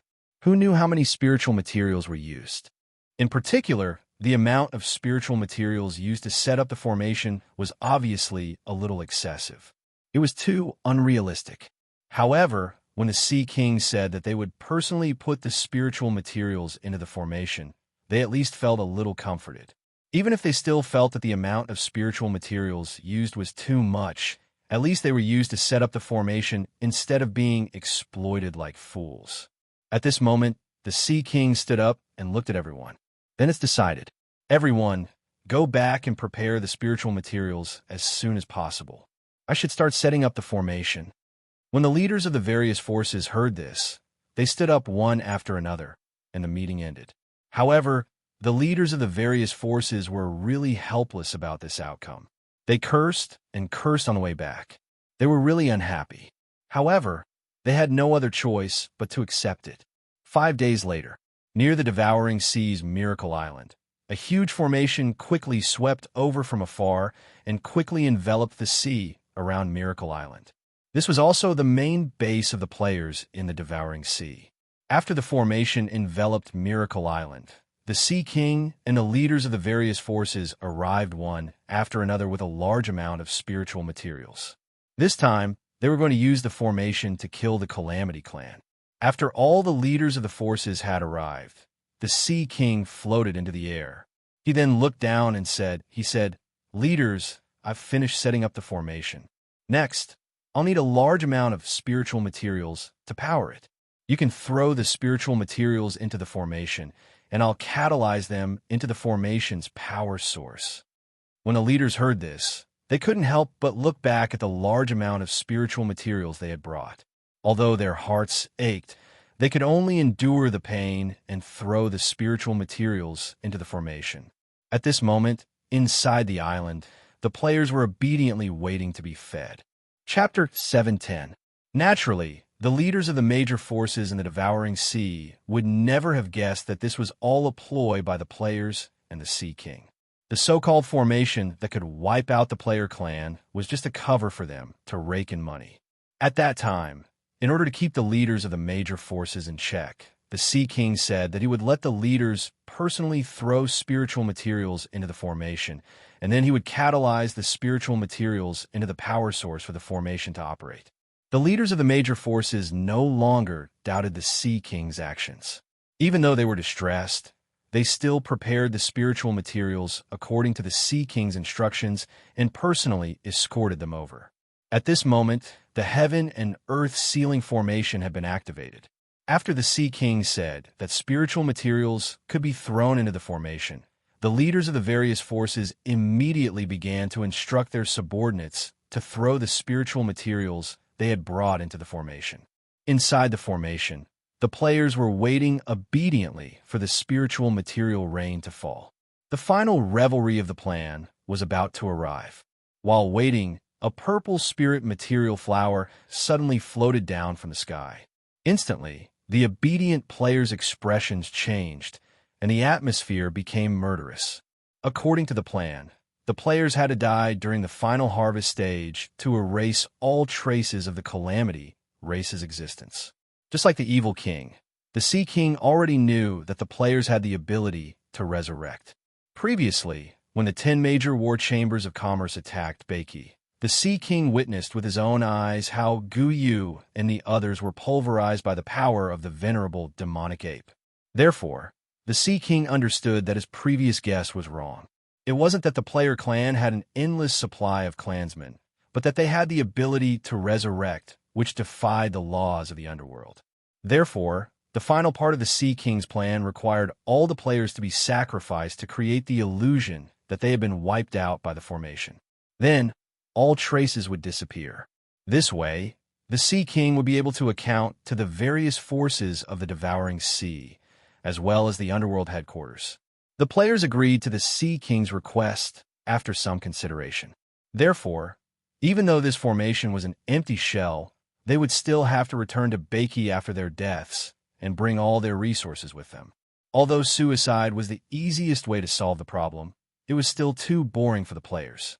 Thus, in the midst of their discussion, the players decided that in the final round of collecting spiritual materials, everyone would compete and kill each other. How much they could get would depend on their own abilities. Anyway, as long as you're happy, that's all. So as this purple spiritual material flower fell, the horn of the battle royale was blown. At this time, a player in the form of a Lion King took the lead and pounced on the flower in the sky. Seeing this, the other players attacked without hesitation, killing him in the middle of the air with extremely cruel methods. More and more spiritual materials fell from the sky. At this moment, the battle between the most popular characters in history began. The players, who were still in their illusory states, began to ruthlessly hammer each other. In order to obtain more spiritual materials, the players also came up with a lot of tricks. For example, they could fight in small groups and defend an area to the death, killing all the other players who entered the area. That way, all the spiritual materials that fell in the area would belong to them. There were also those who relied on their own abilities to snatch spirit materials. For example, Lu Chai, who had transformed into an iron fist. At this moment, Lu Chai, who had advanced to become a rune master, was playing his true colors. Every time he killed another player, he would get close to them and whisper uppercut into their ears. After that, he would mercilessly punch them in the head. And the area that attracted the most attention was the area where Yi Shirwan was. Around him were dozens of white and chubby piglets, and the sound of the piglets could be heard everywhere. And the area with the greatest lethality was where Mo Xiaoxin was. Mo Xiaoxin, who was in a negative state, had transformed into a Grim Reaper. After activating his domain, all the players within 50 meters would receive negative attribute damage. Many low-level players didn't even understand what was going on. They only saw a string of damage numbers appear before their eyes, and then the screen turned gray. There's also the scene of Deadale throwing bombs everywhere while shouting explosive art, and so on.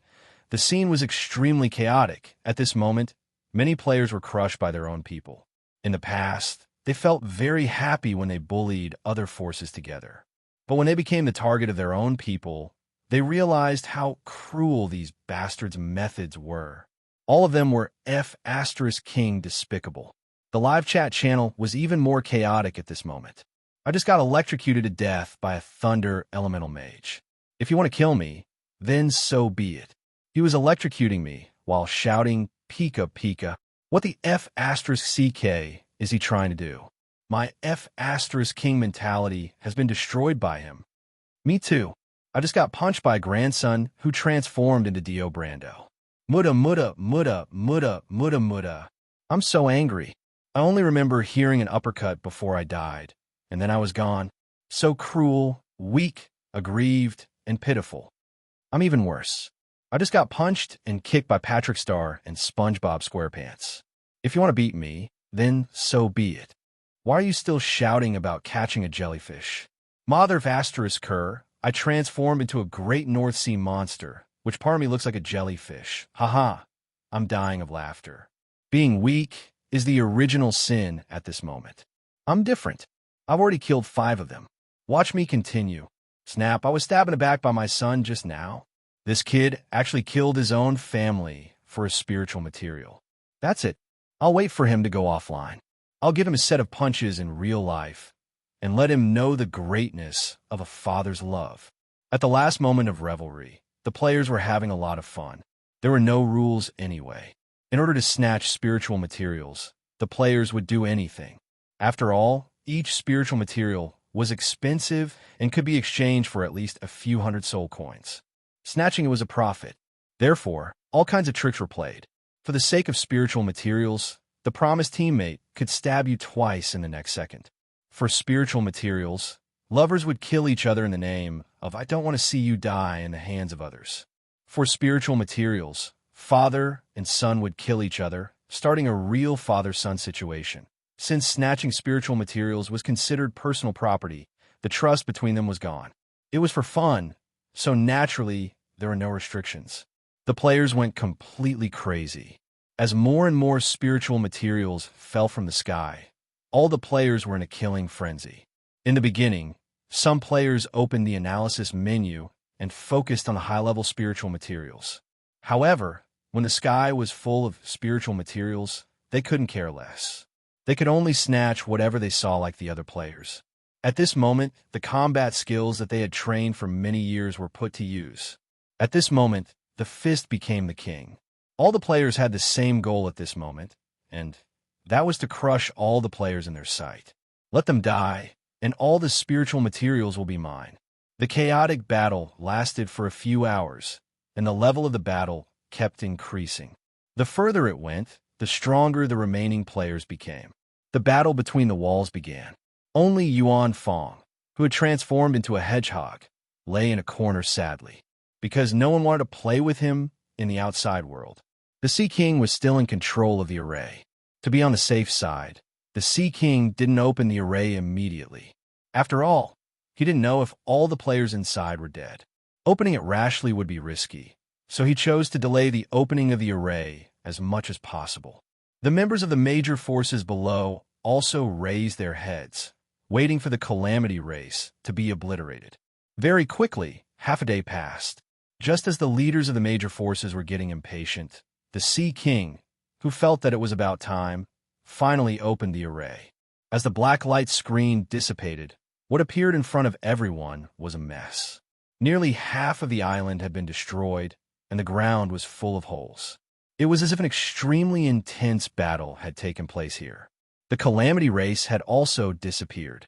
However, the scene in front of them made the leaders of the major forces feel that something was wrong. This didn't look like the effect of the array's obliteration. At this moment, they looked at the Sea King suspiciously. However, the Sea King nodded calmly. No problem. This is the effect of the heaven and earth sealing and killing formation. Didn't the calamity race get obliterated successfully? Very stable. Chapter 711. A joyous trip to the devouring sea came to an end after a celebration.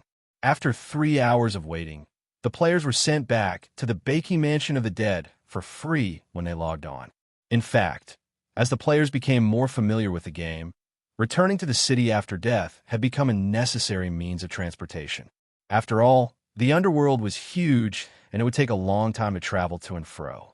It would be more convenient to stay in the forum for 3 hours after death.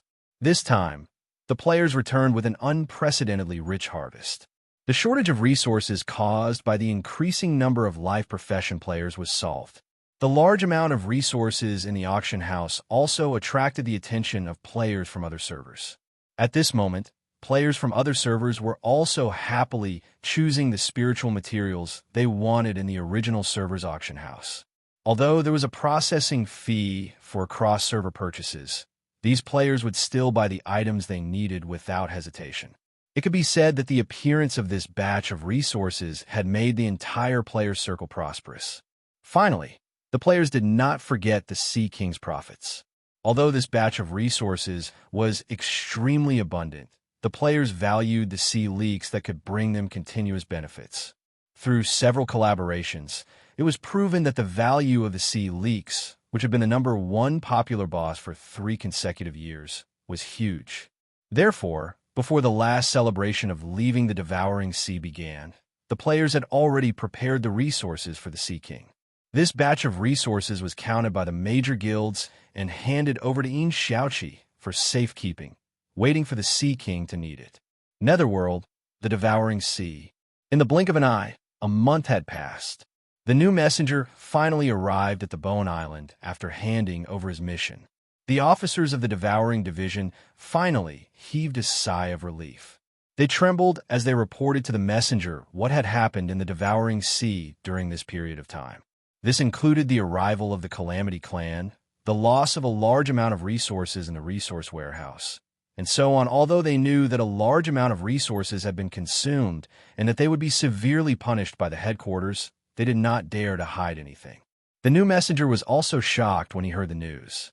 Obviously, he did not expect so many things to happen in just a month.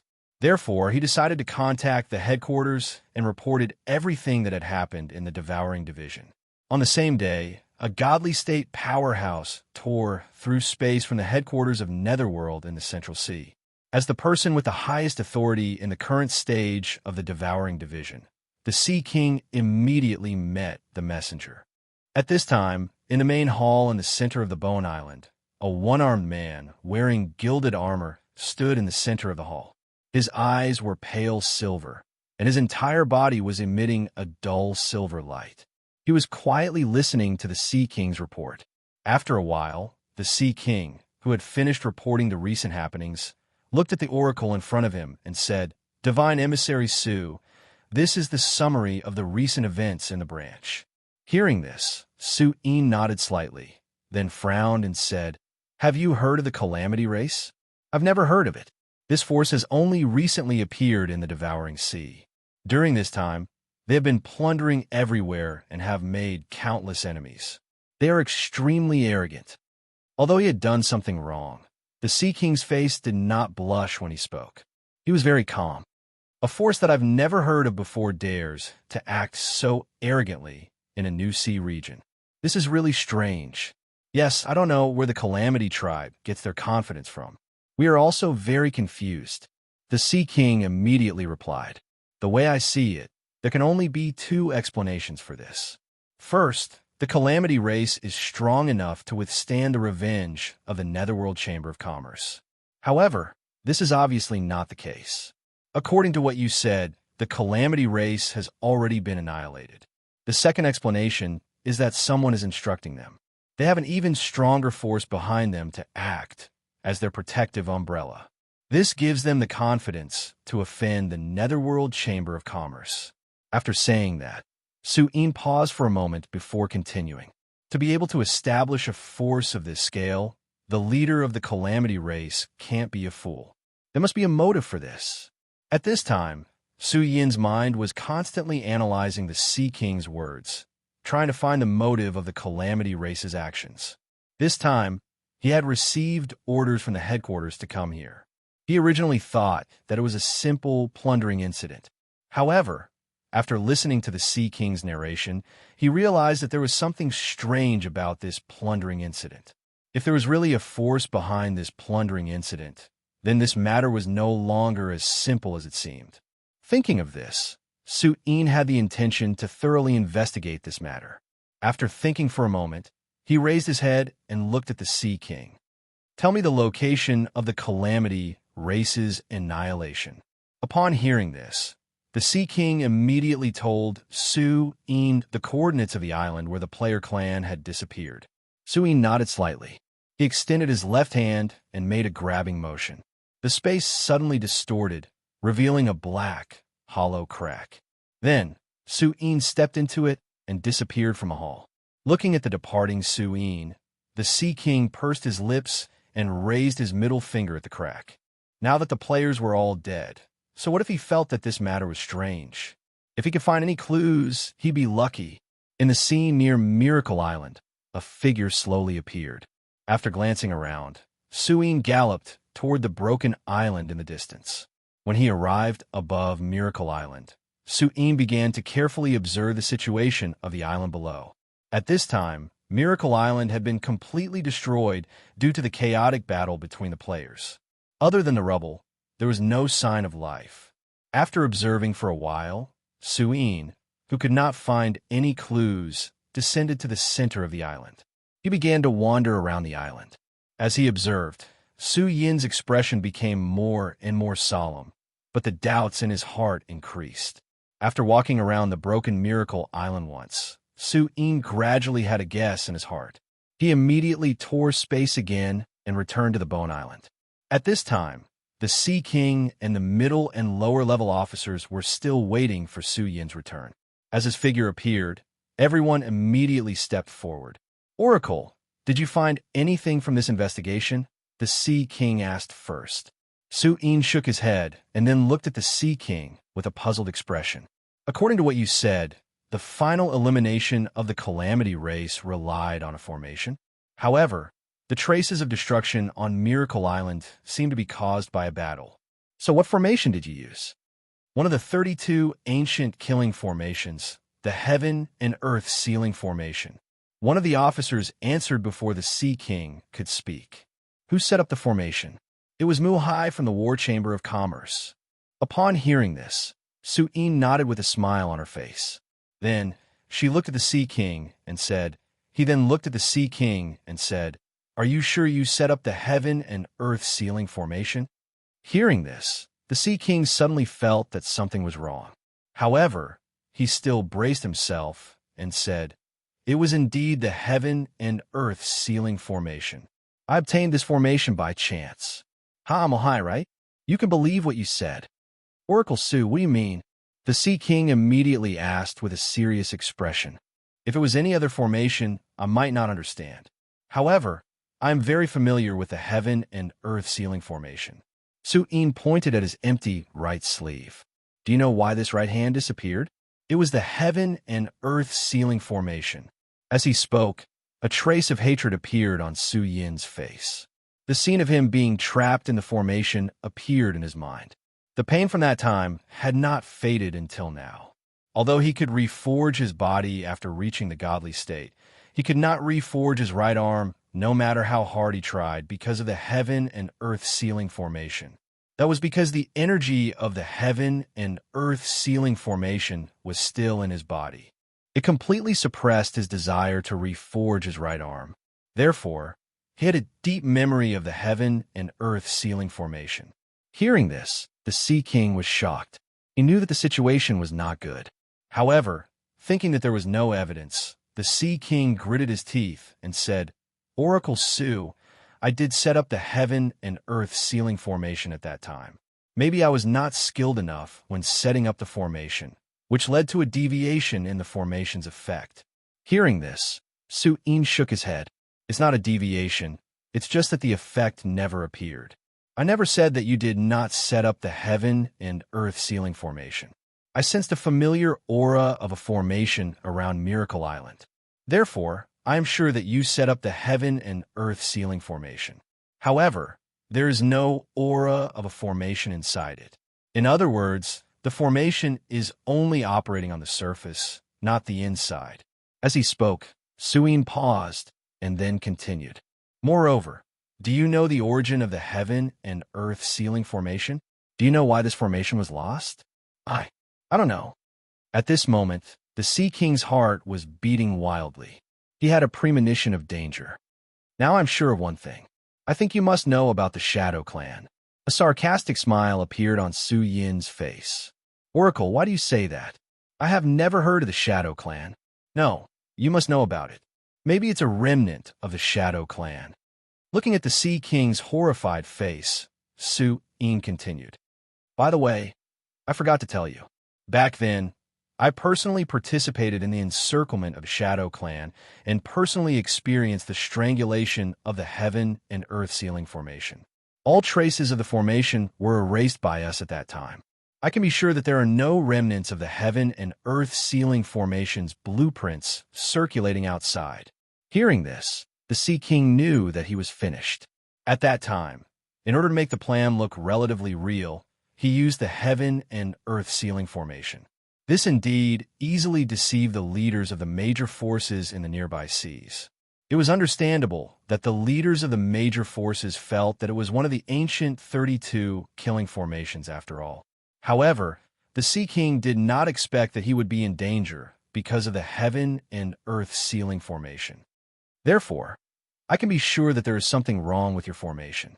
From this, I can conclude that there is something wrong with you too. Looking at the Sea King, Serene continued. At this moment, I still have some doubts in my heart. I wonder if you can dispel them for me? The Sea King did not answer. His mind was constantly thinking of reasons to refute. The first doubt is, what is the relationship between you and the Calamity Clan? And why did you suddenly disappear from Miracle Island? The second doubt is, are you a descendant of the Shadow Clan or a spy planted in my Netherworld Chamber of Commerce by other hostile forces? Of course, you can choose not to answer, but I have ways to make you tell me the truth. As soon as he said this, the surrounding officers were in an uproar. Obviously, they did not believe that the Sea King, who had risked his life to protect them, was a spy. After all, they had seen the Sea King's clansmen fight against the Calamity Clan with their own eyes. They had also seen the corpses of the Mute soldiers. However, looking at the confident Oracle Sue, they suddenly believed him. Chapter 712. Moreover, the Sea King already had a better way to break out of this predicament. Then, his escape plan could be carried out. At this moment, Serene was filled with anger. However, the smile on his face soon froze because a crack had appeared in the Sea King's soul as soon as the soul-searching began. His soul trembled violently as if it would explode at any time. Because it had already been exposed, going back would only lead to death, so there was only one path left for them to take. The reason why he had been risking his life to fight for a chance for Hei Sui and the others to leave was not only for the safety of the Mute clan, but also for Serene to dispel the doubts in his heart. At this moment, Serene obviously believed him. Take me to them, Serene said coldly. Nothing is impossible. Although the Shadow Clan was annihilated by you, some of the clansmen still managed to escape and build a new force outside. Although they're not powerful now, they have never forgotten the hatred from the past. I am one of the forces that they have cultivated to overthrow the Underworld Chamber of Commerce. After the Sea King revealed the coordinates, Serene, who had been waiting for a long time, immediately summoned the Sea King to his side. He then tore the space with one hand and stepped into the space passage with the Sea King. Since the clansmen had evacuated, he had nothing to worry about. The next thing to do was to get rid of this messenger Sue. Coincidentally, when the Shadow Clan openly went against the Underworld Chamber of Commerce, this messenger Sue also participated in the operation to destroy the Shadow Clan. At this moment, in their opinion, only the player clan could save the Sea King. A smile appeared on Su Yin's face when he saw this scene with his consciousness. At this stage, the Beiki player clan was a force that even the Underworld Chamber of Commerce attached great importance to. If the coordinates provided were from Beiki, Su Yin would definitely be suspicious. Tell me, I am very curious about the value of your secret. At this moment, when he heard that the descendants of the Shadow Clan were still alive, Su Yin could no longer remain calm. In order to break this shackle, the Sea King had tried countless methods, but they all failed. He did not expect that it would become a life-saving straw at this moment. Back then, the strongest warriors of the Shadow Clan, the Shadow Legion, were all dead.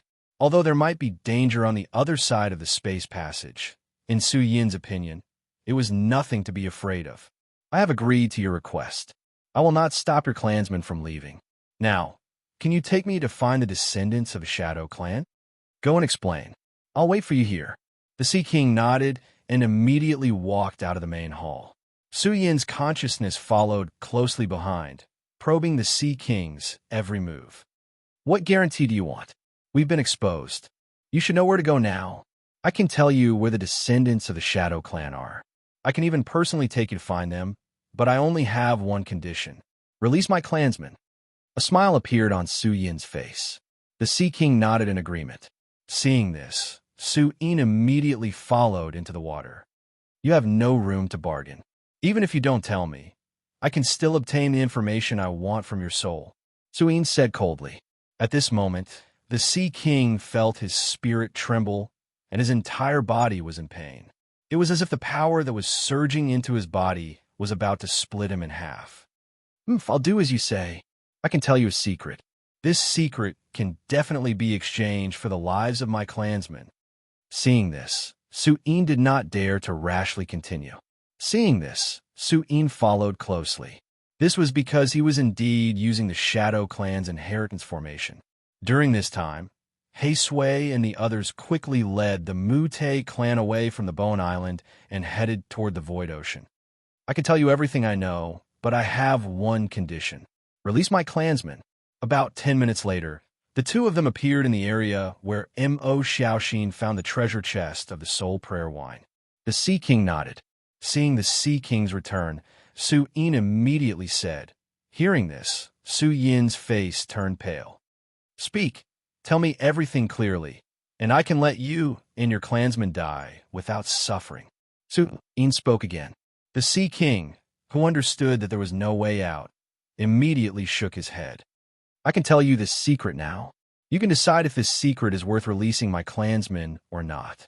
After a moment of absent-mindedness, the Sea King, who had passed through the space passage, found himself in the Kolong Ocean, which was the area he provided the coordinates. If the Sea King was not of great value, he would definitely make the Sea King pay for his words.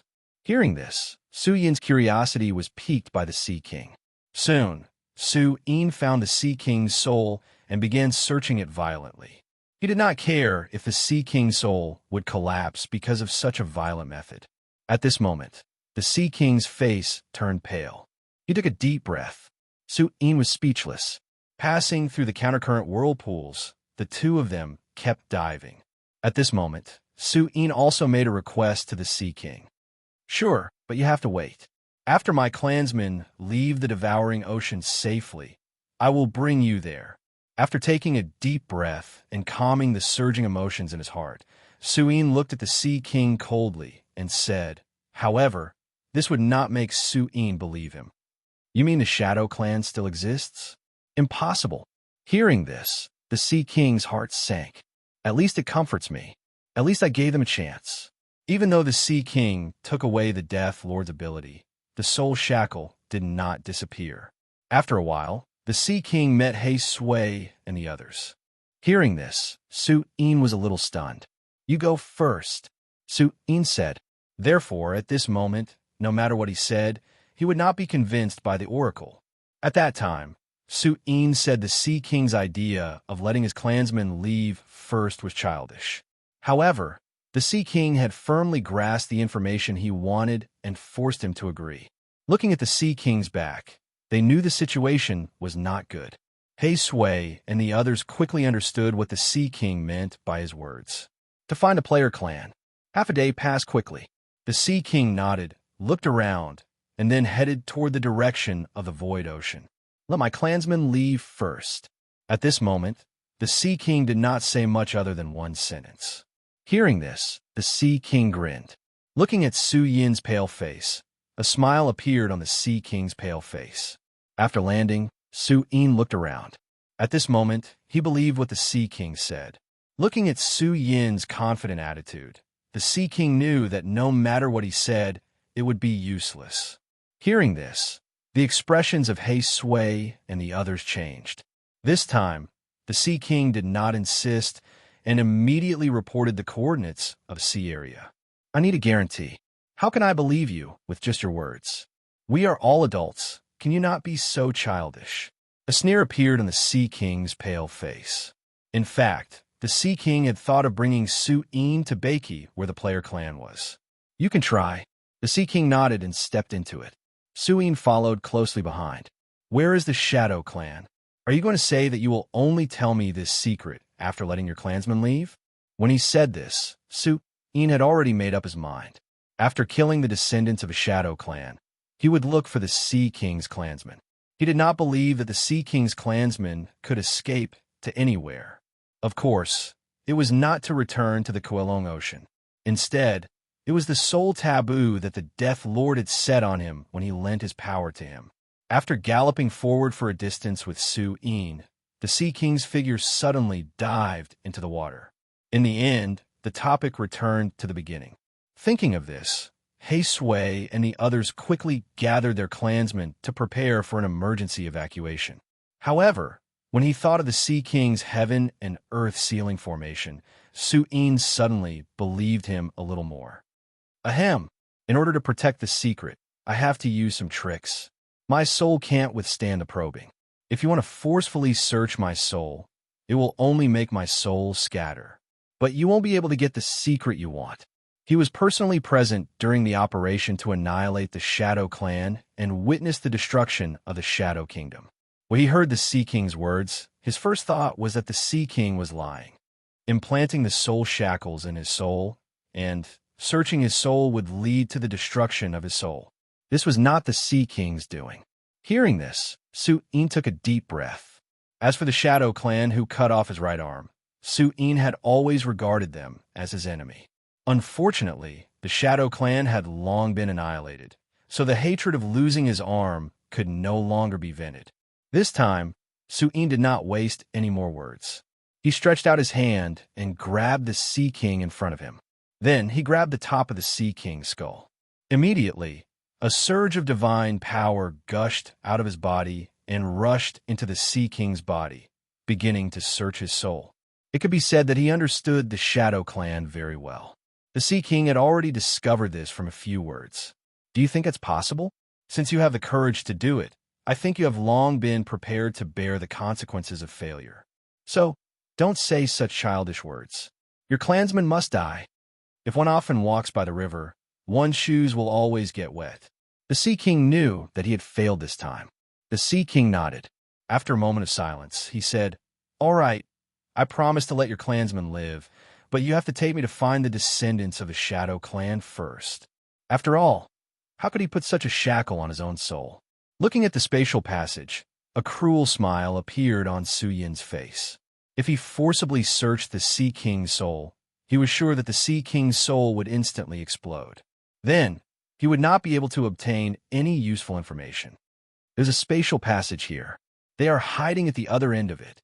As he spoke, the Sea King strode to the two dragon head pillars and patted them lightly. Suddenly, a spatial passage appeared. Under the raging divine power, the Sea King could not resist at all. His soul was immediately entangled by the divine power. If I want to kill them, the result will be the same even if they leave the devouring sea region. Stalling for time is useless, Su-in said coldly. The moment Su-in stepped into the spatial passage, the Shadow Clan warriors who had been sleeping for a long time in the underground palace suddenly opened their eyes. Didn't you want to know my identity? Let me tell you now.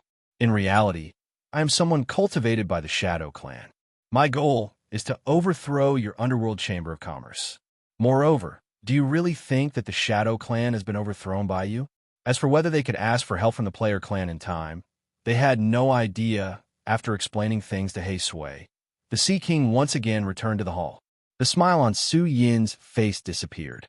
He looked at the Sea King coldly and asked, "Give me a reason to believe you." Chapter 7:13.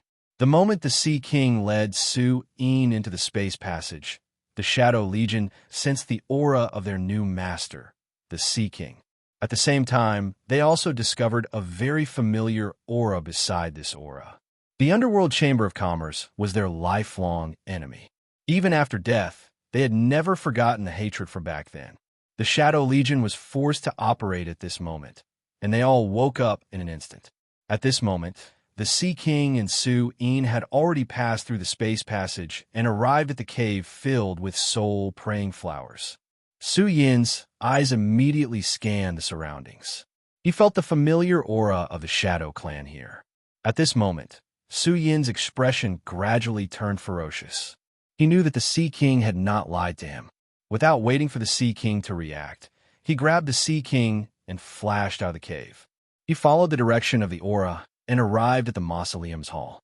However, when he saw everything in front of him, the cruelty on Su Yin's face disappeared.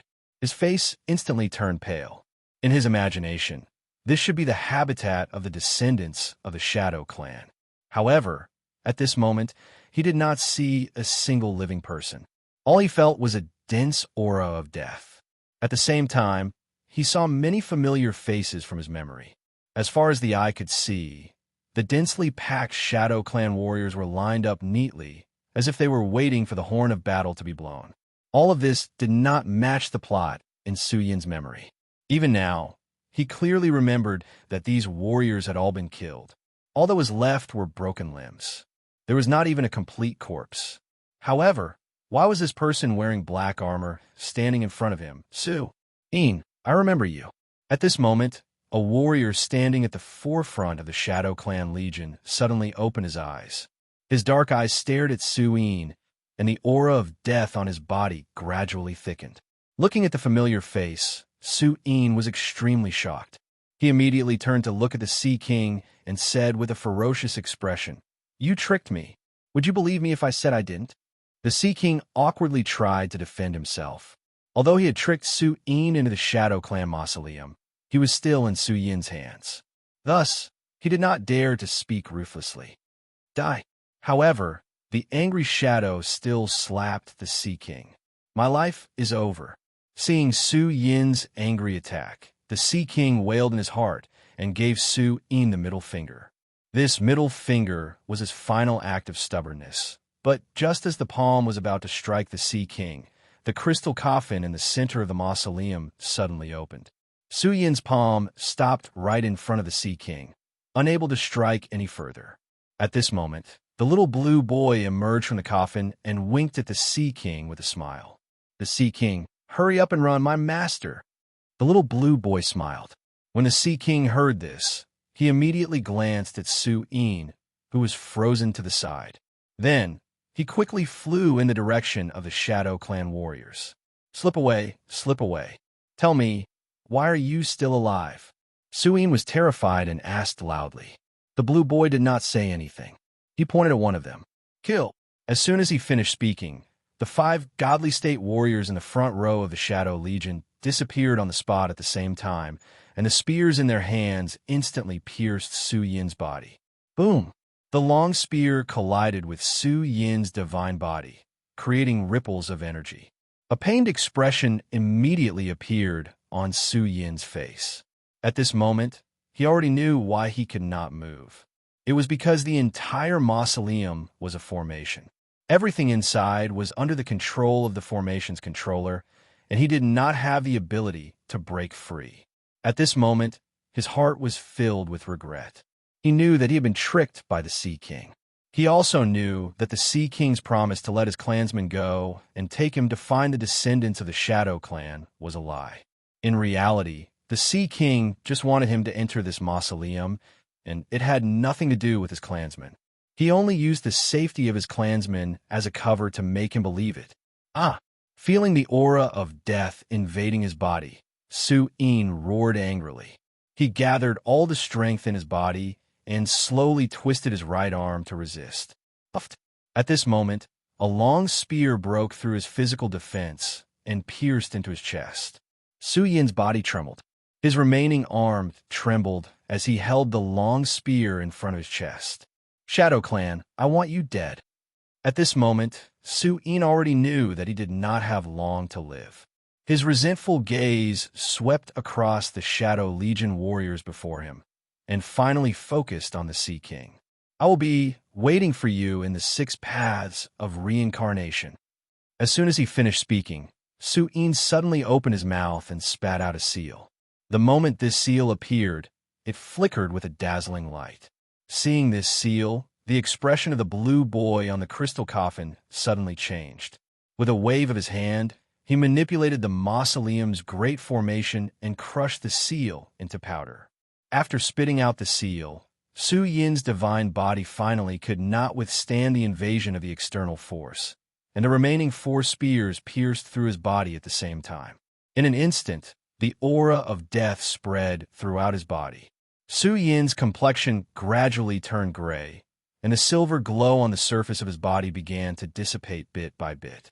At this moment, the 5 Shadow Clan warriors beside Su Yin had strength similar to Su Yin's, and their strength when they were alive was even higher than Su Yin's. Now that they were working together, coupled with the mausoleum's great formation restricting his freedom, Su Yin was completely powerless to resist such an attack. Finally, the aura of death exploded in his body. Su Yin's divine soul surged and suddenly shattered, and the divine seal fell off. In the blink of an eye, it disappeared from the mausoleum and entered the 6 paths of reincarnation. Seeing that Su Yin had been killed, the Sea King heaved a sigh of relief. He knew that he had made the right bet. The Shadow Clan indeed had a way to help him resolve this crisis. However, the Sea King knew that his reputation as a war merchant had been tarnished, and he could no longer hide in the Netherworld Chamber of Commerce to cheat others. His good days had finally come to an end. Next, he would definitely have to face the Netherworld Chamber of Commerce's revenge. At this moment, the Sea King felt extremely pained. He felt that he was being suppressed before he had even matured. It was too King difficult. Thinking of this, the Sea King turned to look at the Shadow Clan warriors beside him. He knew that it was time for this force to come into being. This would also be his greatest reliance against the Netherworld Chamber of Commerce. They're coming. At this moment, the blue boy on the crystal coffin suddenly said with a serious expression, "Who?" Hearing this, the Sea King was stunned. Before Su Yin died, he sent a message back. It was that seal just now. The Netherworld Chamber of Commerce's forces are about to arrive. Hearing this, the Sea King's face was filled with fear. This mother of Cur didn't give him a chance to develop at all? What a bastard. Although the Sea King had not personally witnessed the strength of the Netherworld Chamber of Commerce, he had some understanding. Although the Shadow Clan had revived, they still did not have the strength to fight the current Netherworld Chamber of Commerce. At this moment, the Sea King panicked, knowing that he had seemingly harmed the Shadow Clan that had been in hiding for a long time. They'll come eventually. There's no need to blame yourself. Fine, let's fight. The blue boy seemed to understand what the Sea King was thinking. With a faint smile, his figure elongated, turning into a young man in his 20s in the blink of an eye. A 2-meter-long spiritual energy warblade slowly appeared in his hand.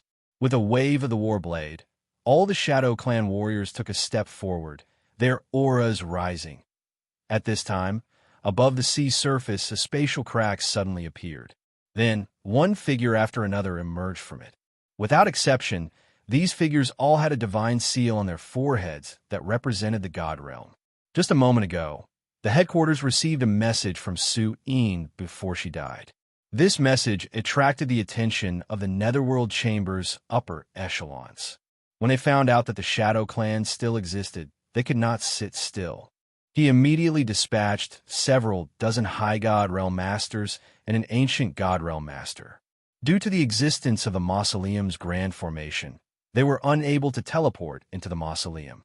However, they were able to arrive at the sea surface above the Mausoleum using the coordinates. After the people were assembled, their divine senses pierced into the sea bottom and began to investigate carefully. In a short while, they sensed the strange existence in the depths of the sea and discovered the existence of an extremely special space. At this time, this space was constantly moving toward the surface of the sea. Tree Venerable, it's definitely the Shadow Clan. At this time, a woman in the crowd waved her hand to disperse the light of the divine seal on her forehead and respectfully spoke to the hunchback figure. Understand. The man nodded slightly and at the same time clenched his fists. While waiting, a huge water bubble swelled up on the sea surface, and then a huge mausoleum broke through the water curtain and emerged. Seeing this scene, the Tree Venerable's murky eyes flashed, and he suddenly threw a punch forward. With this punch, a vast vitality surged on the sea surface, and the sky was instantly covered by a pale green energy fluctuation. The fist imprint arrived with a loud bang and heavily smashed onto the defensive barrier outside the mausoleum. The boundless vitality washed over the barrier layer like a tide, causing it to flicker incessantly. Gradually, cracks appeared. Boom! In the end, the defensive barrier could not withstand the power of this punch and collapsed, followed by the collapse of the mausoleum. As the gravel fell, rows of black figures appeared in front of the people of the Netherworld Chamber of Commerce at this moment. At this moment, many of the God State experts of the Netherworld Chamber of Commerce did not participate in the encirclement of the Shadow Clan, but they had also heard of the legend of the Shadow Clan. At this moment, they did not dare to be careless and were ready for battle. However, when their eyes turned to the tree Venerable, their hearts were filled with confidence for this battle. This was because the hunchback figure in front of them was always victorious. Even in the Central Sea area of the Netherworld, he had never been defeated. He was one of the top experts in the entire Central Sea area. Therefore, no matter how strong the Shadow Clan was, it was impossible for them to be a match for the Tree Venerable. This was something they could be sure of. Looking at the dozens of members of the Netherworld Chamber of Commerce in front of them, the Shadow Warrior's murderous intent was constantly surging. They had thought that such a day would come countless times. Although this moment was brought forward, they did not have the slightest fear in the face of battle. They were already dead, so what if they were to die again? However, before the battle began, Shadow Killer looked at the Sea King, who was protected by the warriors in the center, and said, "Leave. Although we've only known each other for a short time, you've obtained the inheritance, so you're our master. If there's another chance, I'll look for you and pledge my life to follow you. I'll let you down." Hearing this, Shadow Killer laughed heartily. "I should thank you. In fact, I've always understood that our revenge plan is too remote. If we really wait until we establish a force that can compete with the Netherworld Chamber of Commerce before coming out, I think it'll take a very, very long time. Maybe it'll never happen. Thank you for letting us take the last step." Hearing this, the Sea King sighed in his heart. "If we die in battle, then we'll go to the 6 paths of reincarnation to follow our old master. If we survive, then we'll follow you. That's a promise." After Shadow Killer finished speaking, he pointed the spiritual energy blade at the Netherworld Chamber of Commerce in front of him. At this moment, the Sea King felt guilty, but he knew that he would only be a burden if he stayed here, so he immediately turned around and flew back. At the same time, he received news from Hei Sui and the others. Knowing that the Sea King was in danger, the player army was on their way. Chapter 714. Noticing that a figure was leaving, the woman beside the venerable tree looked puzzled. Then, her figure flickered and appeared behind the Shadow Tribe warriors, trying to stop the Sea King from leaving. Seeing this, Shadow Killer immediately waved the blade in his hand. Suddenly, countless black shadow blades crisscrossed and blocked the woman's path. The battle broke out at this moment. All the Shadow Tribe warriors roared and took a step forward. Their figures turned into phantoms as they collectively rushed toward the Netherworld Chamber of Commerce. At this time, Shadow Killer also blocked the Underworld Chamber of Commerce's Divine Messenger. His figure flickered and hundreds of black shadow clones trapped her in place, trying to create an opportunity for the Sea King to escape. At this time, the Divine Messenger's eyes were still focused on the Sea King. Although she was trapped, she did not panic at all.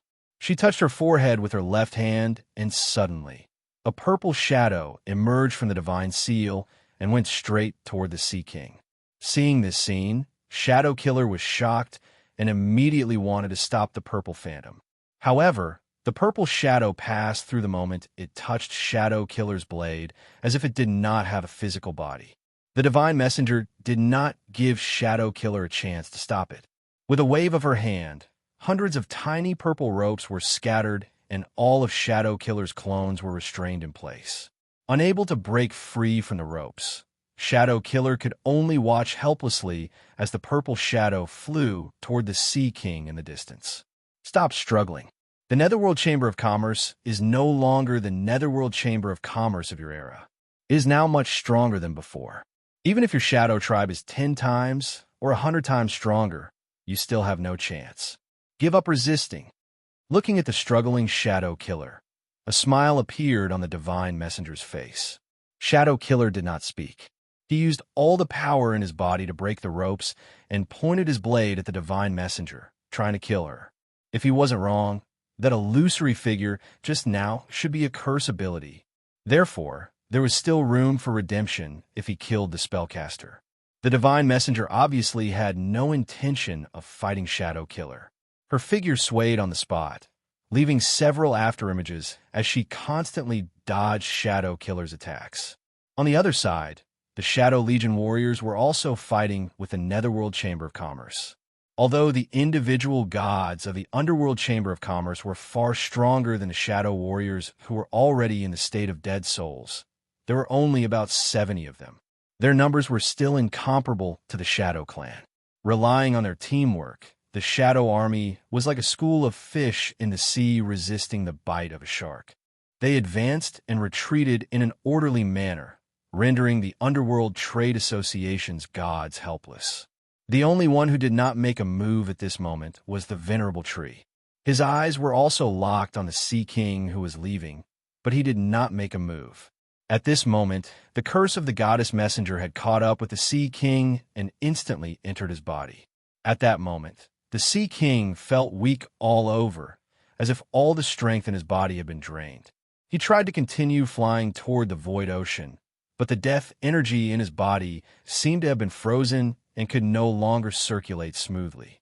As a result, his body became lower and lower until he finally fell into the water and continued to sink. Seeing this scene, the Venerable Tree was expressionless.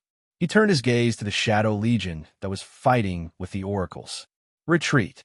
Hearing the Venerable Tree's words, the more than 70 god messengers present were shocked and immediately followed the order to retreat.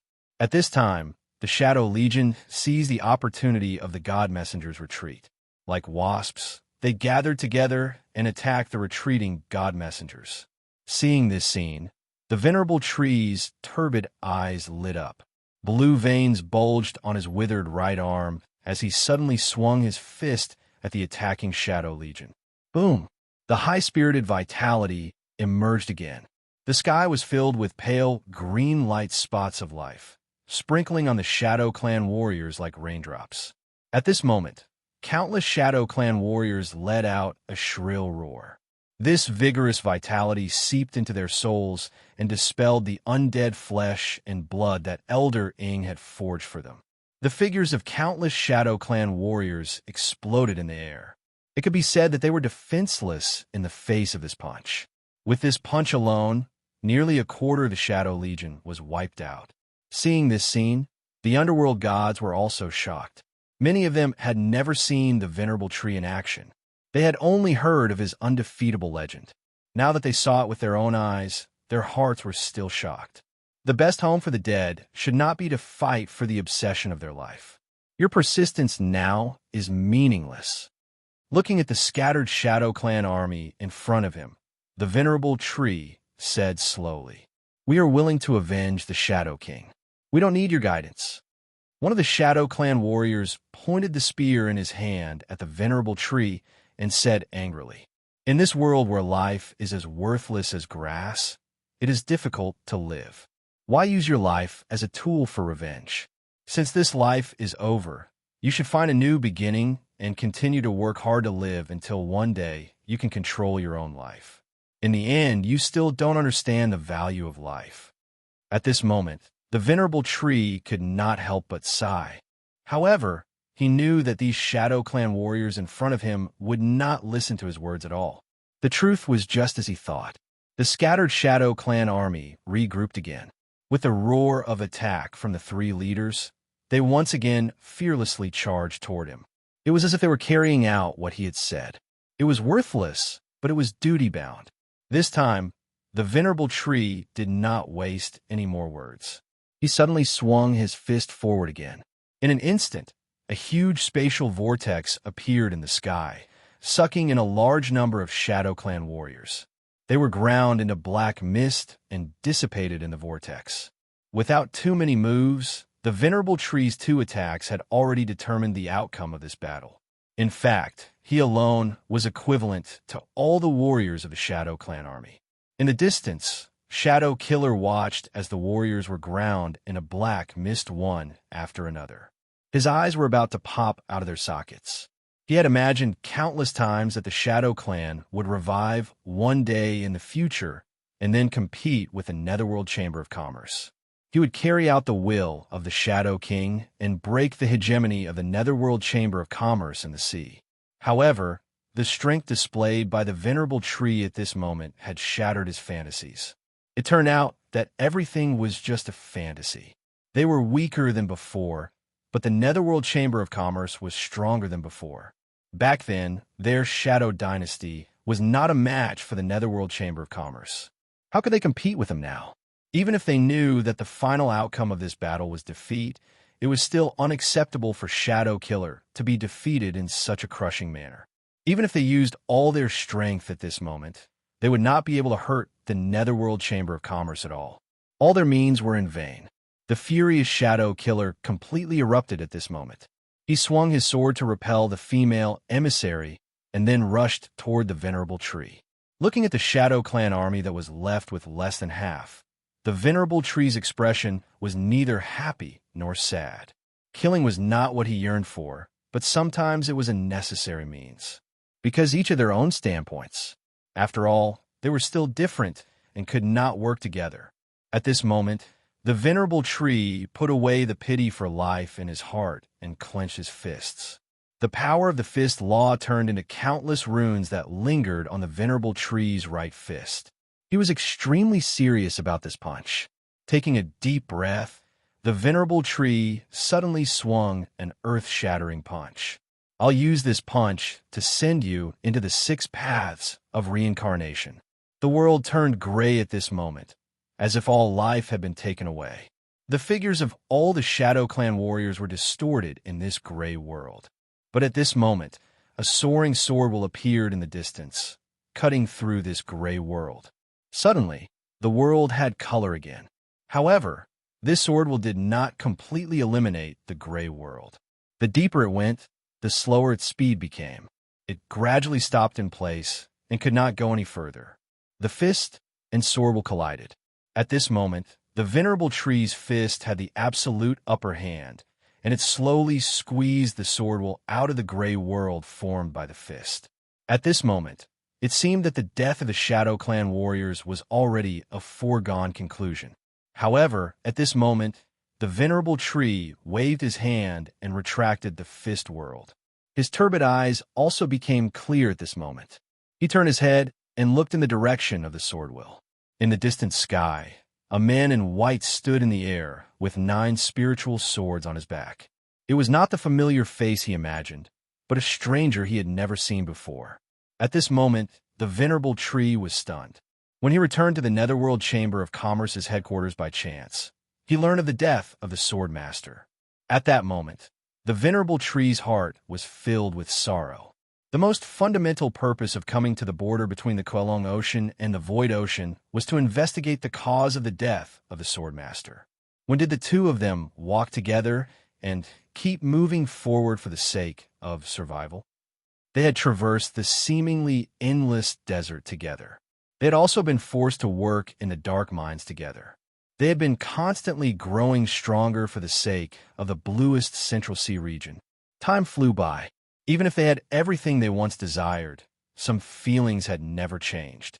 Looking at Ao Jian, who was standing in the air and feeling the vigorous sword will aura on him, the venerable tree seemed to see Amu in the past. At that time, he was also high-spirited and high-spirited. He had entered the divine state long before he stepped into the Central Ocean and became the #1 expert in the sea region. Although his strength surpassed Amu after he stepped into the Central Ocean, in the heart of the venerable tree, Amu was always the strongest symbol of an era and also the person closest to him. At this moment, feeling the sword will aura of the rule of law on Ao Jian, the venerable tree knew that Amu was really gone. At this moment, his heart could not stop trembling, and tears fell from his turbid eyes. Even in front of the gods, he did not have the slightest thought of hiding his emotions. In the distance, Ao Jian realized that the venerable tree was crying and could not help but be surprised. The fight just now made Ao Jian understand that he was no match for the venerable tree at all, and he was prepared to fight to the death. However, what he did not expect was that the venerable tree would cry when he saw him. "Do I look so touching?" Ao Jian could not help but touch his cheek, feeling puzzled. However, looking at the venerable tree who was crying, Ao Jian did not know why he felt very upset. There was an extremely strange illusion, as if an old friend was mourning him in front of his tombstone, which really puzzled Ao Jian. At this moment, the venerable tree's figure disappeared from the spot. When he appeared again, he was already in front of Ao Jian. He looked at Ao Jian carefully and said slowly, "You have obtained Mu's inheritance. Are you willing to go to the Central Ocean with me after you obtained Mu's inheritance?" Hearing this, Ao Jian was stunned. "Isn't this asking me to be a spy for the Netherworld Chamber of Commerce? I will definitely not agree." Chapter 7:15. In the face of the Tree Master's inquiry, Ao Jian immediately shook his head to express his refusal. That was because he had more important things to do now. That was to ask Imo Lanlan and her son to forgive him. This time, he came because he heard that the Sea King was in a life-and-death crisis, so he hurried over with the rule of Swordwill. After all, he had contact with the Sea King before and even drank with him. They were considered friends. This time, he saved the Shadow Clan warriors because he knew that the Shadow Clan had pledged allegiance to the Sea King and was considered a force in the hands of the Sea Chives. This secret may not be known to the outside world, but it was already known to the players. At this moment, facing the powerful Tree Master, Ao Jian knew that he had no chance of defeating him, so he was somewhat nervous. As if sensing Ao Jian's nervousness, the Tree Master squeezed out a smile on his wrinkled face and waved his hand to wipe away his tears. "Can you tell me how you obtained the inheritance of the Sword Master?" In response to the Tree Master's question, Ao Jian replied, after a moment of contemplation, "Actually, I have forgotten the specific process. I only vaguely remember that I entered a certain illusion and experienced many things, but I have forgotten all the details." When the venerable tree heard this, it nodded and had a hint of understanding in its heart. Although he had never practiced swordsmanship, he knew Mu very well. With just a few words, he understood how Ao Jian obtained the inheritance. However, at this moment, he was very puzzled as to why this memory would disappear. However, since it had disappeared, so be it. It was also in line with his wishes when he was alive. The Tree Master sighed in his heart. He knew that Mu's greatest regret when he was alive was that his sword did not match his own attributes. Although he did not regret his choice, he did not let any disciple repeat his own path when he taught his disciples in the future. This was because he knew that if the beginning was wrong, then there would be many obstacles in the future, and there would be an end. Once, Mu was the strongest symbol in a certain era of the sea. But even so, he eventually reached the end and was surpassed by the Tree Master. Therefore, in the Tree Master's opinion, the disappearance of Ao Jian's memory must have been caused by Mu. This could be seen from the rule of Swordwill that Ao Jian had obtained. There was no trace of the sea god Swordwill, and it had turned into the most original power of the rule of Swordwill.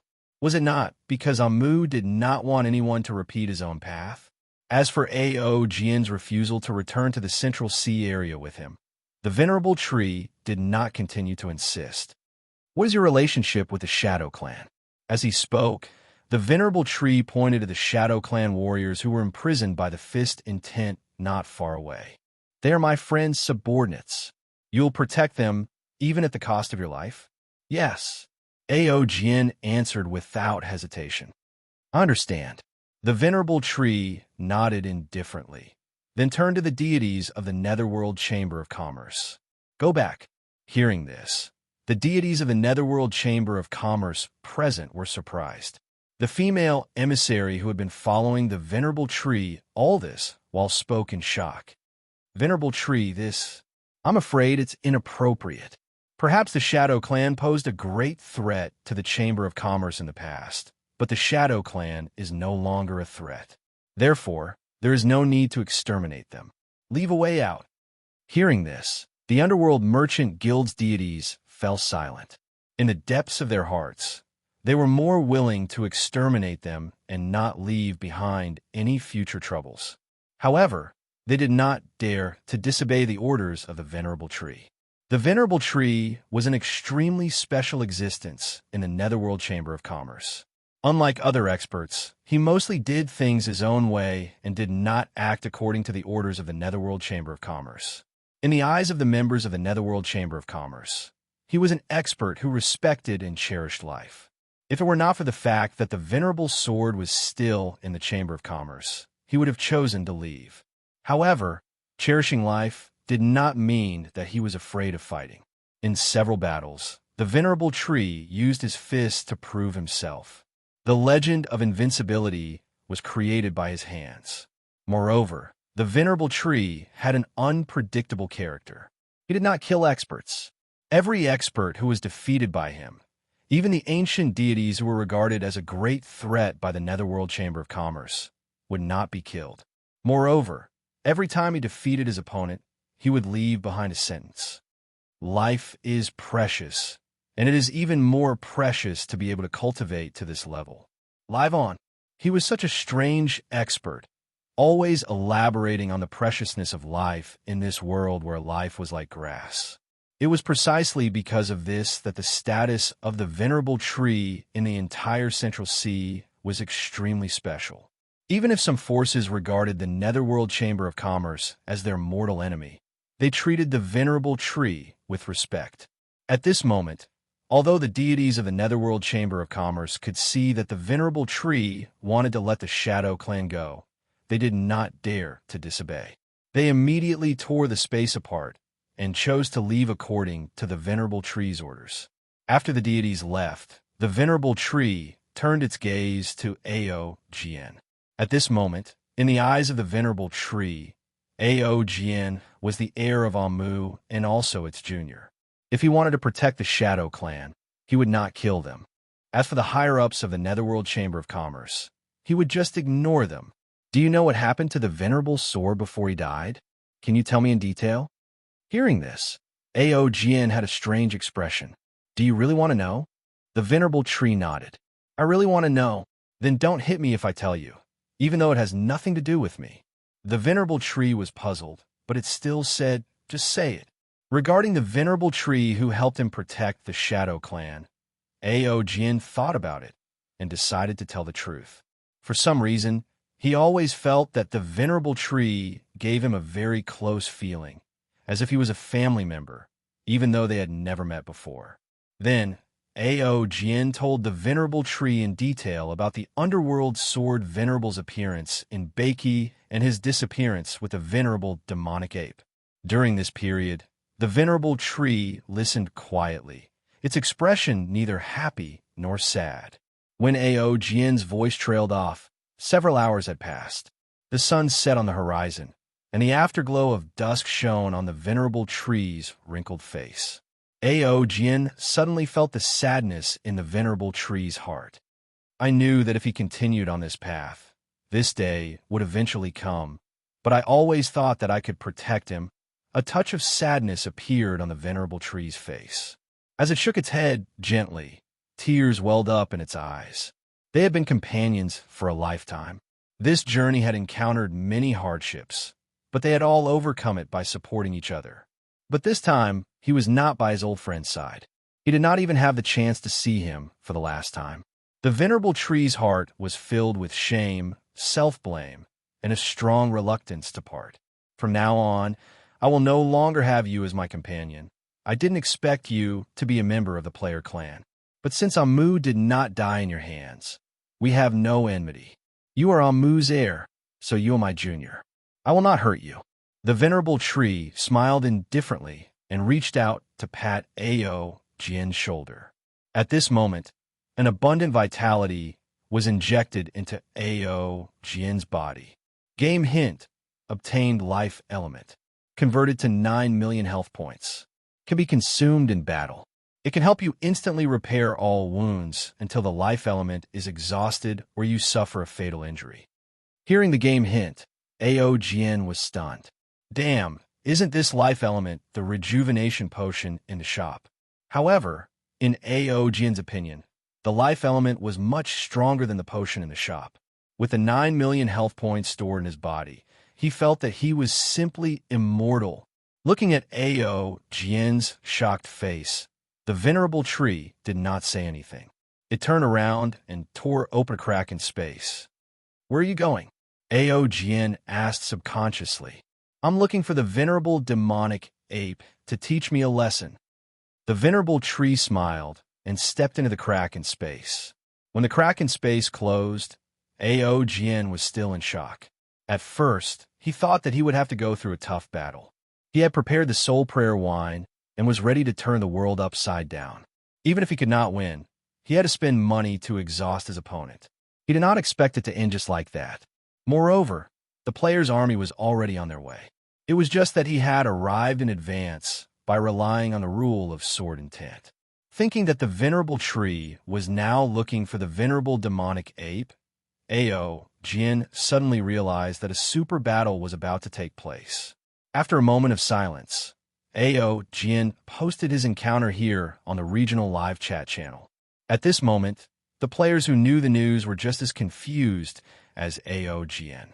"That boss Aogn, didn't you go to die? Forgive me for being direct. How did you settle it?" "I now seriously suspect that boss Aogn is a spy planted by the Underworld Chamber of Commerce in the player clan. I have the evidence. You can make the Underworld Chamber of Commerce depart just by showing your face. If I believed you, I would have wasted 3 years of playing. Aogn is definitely a spy." Laughing emoji. Show your face? I now suspect that Aogn is following the hidden plot of subverting the player clan. Tell us the truth. Aogn, you have been targeted by us. Please cooperate with our investigation. Is there such a possibility? Didn't Aogn obtain the inheritance of the Underworld Sword Lord? Perhaps the hidden plot of the destruction of the player clan was activated at that time. The clever me has already seen the truth. Opening the chat box, Aogn was speechless as he looked at the ridiculous replies of the idiotic players. How can these idiots be so whimsical? It's infuriating. After closing the chat box, Aogn's eyes began to scan the surroundings because he had not seen the most important character, Leek, until now. At this moment, Aogn suddenly thought of a possibility. Could it be that Leek has been cut off? Thinking of this, he could not help but shiver and quickly sent this speculation to the chat box. At this moment, the players collectively exploded. At this time, the Sea King naturally did not know that the players had exploded because of him. At this moment, he was entangled with a curse and felt weak all over. As the power of the curse spread in his body, it constantly destroyed his bodily functions. The Sea King tried to control the power of death to fight against it. But the curse of the goddess messenger was not afraid of the power of death at all. It raged in his body and destroyed everything along the way. In the face of a life-and-death crisis, the Sea King did not give up. He clenched his teeth and persevered. However, as time passed, he became weaker and his body became a mess. At this moment, even his consciousness became blurred. After persisting for a while, the Sea King finally chose to give up because he knew that he was definitely going to die. Struggling would be futile and useless. At this moment, the Sea King suddenly realized that his heart had become very calm. In the silent depths of the sea, his body was still sinking. At this moment, the Sea King's mind was replaying his life. From the Mute Sea Nation, where the boy who would be jealous of Mu Zhiguang's excellence ran away from home. Establishing the Sea King Navy, dominating the Void Ocean, encountering the player clan, obtaining the power of the Lord of Death. This life was very exciting, but the Sea King still felt that he had not lived enough. If I keep going, how far can I go? Can I overthrow the Underworld Chamber of Commerce and replace it? As his body dived deeper and deeper into the sea, the Sea King's consciousness was already blurred until there was not a trace of light around him. However, just as the Sea King's consciousness was about to fall into chaos, he suddenly felt a force pulling him upward. After a while, light appeared in front of him. The Sea King opened his eyes with difficulty and found that there was a white field in front of him. At the same time, he also found that there was a dog's head in front of him that was looking at him with a look of disgust. "Little brother, drink some milk. I think you're seriously ill." Chapter 7:16. Under Sun Chi's healing light, the Sea King's internal injuries gradually healed. However, what gave Sun Chi a headache was that he could not dispel the curse in the Sea King's body. After trying many methods, Sun Chi gave up. However, he also thought of a way to deal with the curse in the Sea King's body. Yi Shirwan was the one with the strongest curse ability among the players. After all, she had mastered the power of the curse law given by Azura. Therefore, Sun Chi shouted in the live chat channel and called Yi Shirwan to the mythical warship where he was. On the deck of the mythical warship, the Sea King's face was pale, and he was relying on Sun Chi to sustain his life. As soon as he stopped healing, the curse in the Sea King's body would start to destroy again and eventually kill him. The bone-eroding curse made the Sea King feel even more tormented. Fortunately, Sun Chi still had Sun Chi. Thinking of this, the Sea King looked at Sun Chi with gratitude, while Sun Chi looked back at him with disdain. After all, the two of them were already enemies. If it was not for the importance of Sea Chai's life, Sun Chi would not have worked so hard. At this time, Yi Shirwan came to the Sea King's side accompanied by Guyu. Looking at the feeble Sea King, Yi Shirwan scratched his head. He looked at Guyu and asked tentatively, "What should I do?" Guyu. "Sun Chi. Sister, you have mastered the curse ability. Are you serious about asking us what to do?" Sun Chi was speechless. Hearing this, Yi Shirwan was even more embarrassed. Although there was the power of the curse law of Azura in her body, she could not use her ability as skillfully as Aogn. Many curse abilities were still being explored. She could curse others, but she had never tried to dispel the curse of others. "Rabbit, do you know how?" Thinking of this, Yi Shirwan cast an expectant look at Rabbit. "No, I'm just a rabbit. I don't know anything." Rabbit replied immediately, "I think you can. After all, you're a medicine-making rabbit. Forget it. Have you ever seen a rabbit with medical skills?" Rabbit shook his head to show that he really did not know how. At this moment, Guyu and Sun Chi's expressions were very interesting. "Sea Chives, you're finished. Do you have any last words?" Sun Chi sighed and patted the Sea King's shoulder with a look of pity. The Sea King rolled his eyes at Sun Chi with a pained expression. "I want to eat dog meat before I die." Upon hearing this, the dog suddenly stopped feeding, causing the Sea King to let out a blood-curdling scream. "Stop fooling around." Guyu glared at the dog. Hearing his boss' words, Sun Chi couldn't help but pout. He immediately gave the Sea King the light of life. "You sure won. Think about it again. Try everything you can. Just use whatever methods you have." Guyu turned his head and looked at Yi Shirwan with a solemn expression. Upon hearing this, the Sea King could not help but roll his eyes again. As expected of a player clan, so wild. "I'm going to die. Can't you be more serious?" Looking at the Sea King's pained face, Yi Shirwan began to rack his brains. After a while, Yi Shirwan raised his eyebrows and said to the Sea King with a joyful expression, "Your curse is gone." As soon as he said that, everyone immediately looked at Yi Shirwan with bright eyes, and the atmosphere became very heavy for a moment. However, the cursed sigil that Yi Shirwan had been waiting for did not appear. The Sea King was still in a miserable state. What you've mastered is the application of negative curses. You can't dispel curses that have already been formed by others. This method won't work. Qi Ming shook his head and sighed. Upon hearing this, Yi Shirwan scratched his head awkwardly. "By the way, can I use curses to fight curses?" Sun Chi raised his paw and patted the ground as he asked excitedly. "We can try." Qi Ming nodded. "Little sister, try it. Don't be afraid. I'll extend his life. You can curse however you want." Sun Chi turned around and said to Yi Shirwan. Yi Shirwan nodded immediately.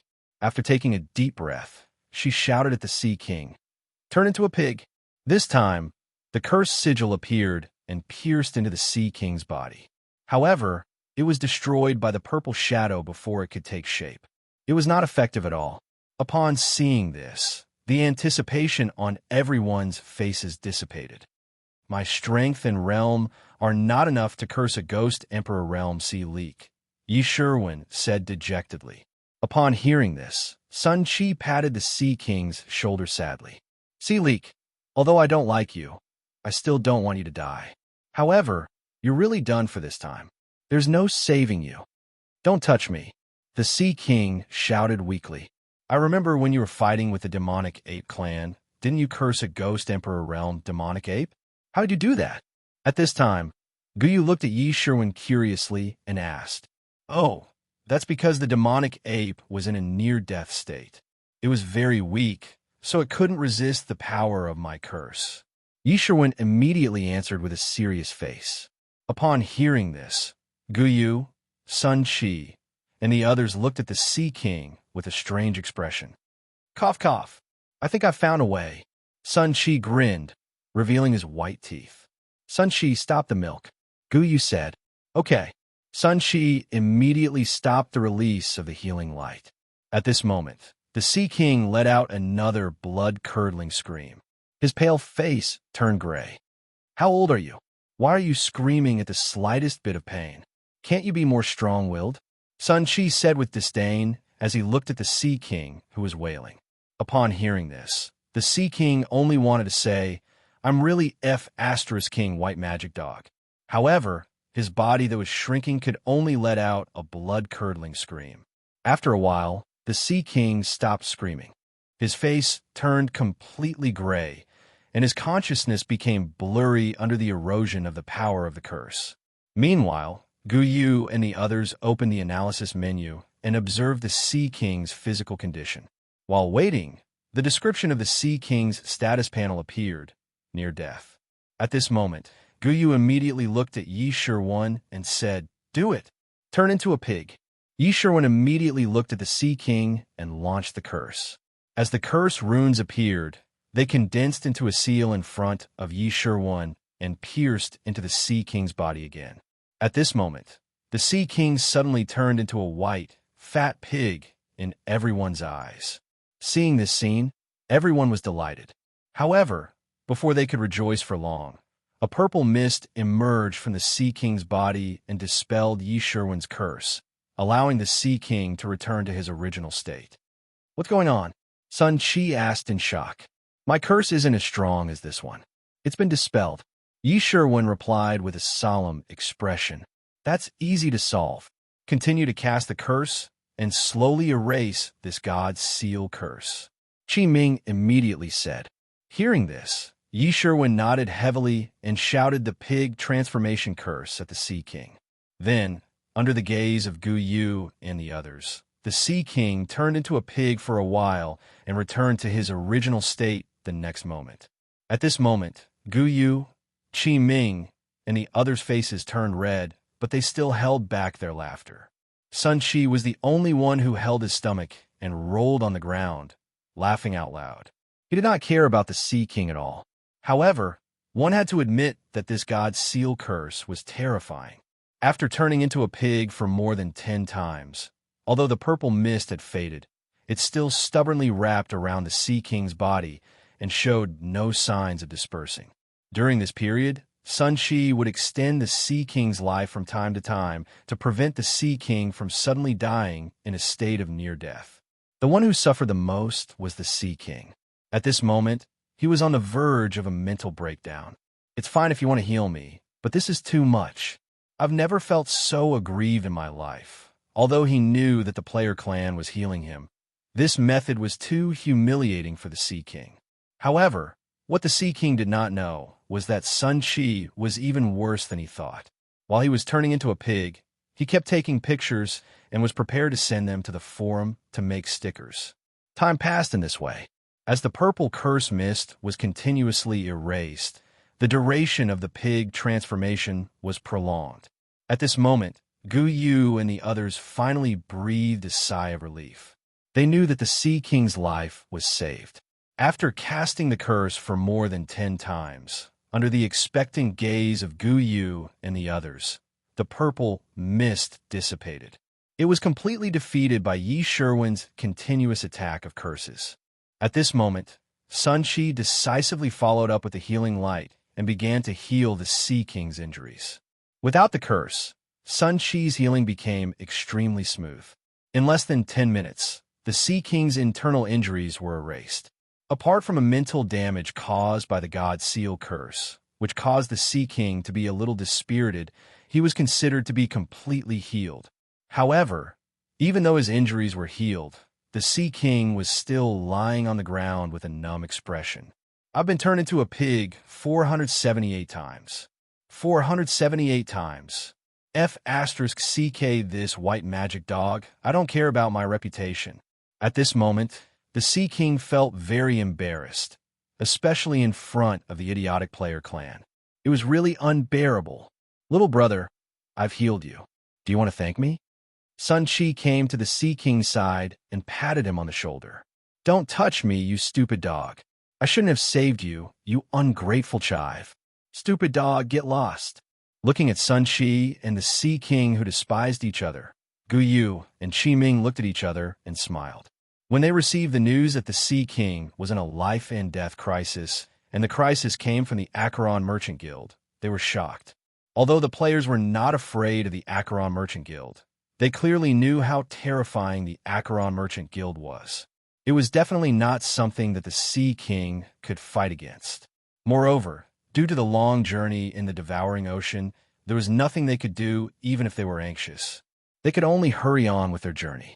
Fortunately, the Sea King came to the Kuelong Ocean and met Ao Jian, who was preparing to cross the Kuelong Ocean and head to the devouring ocean for support.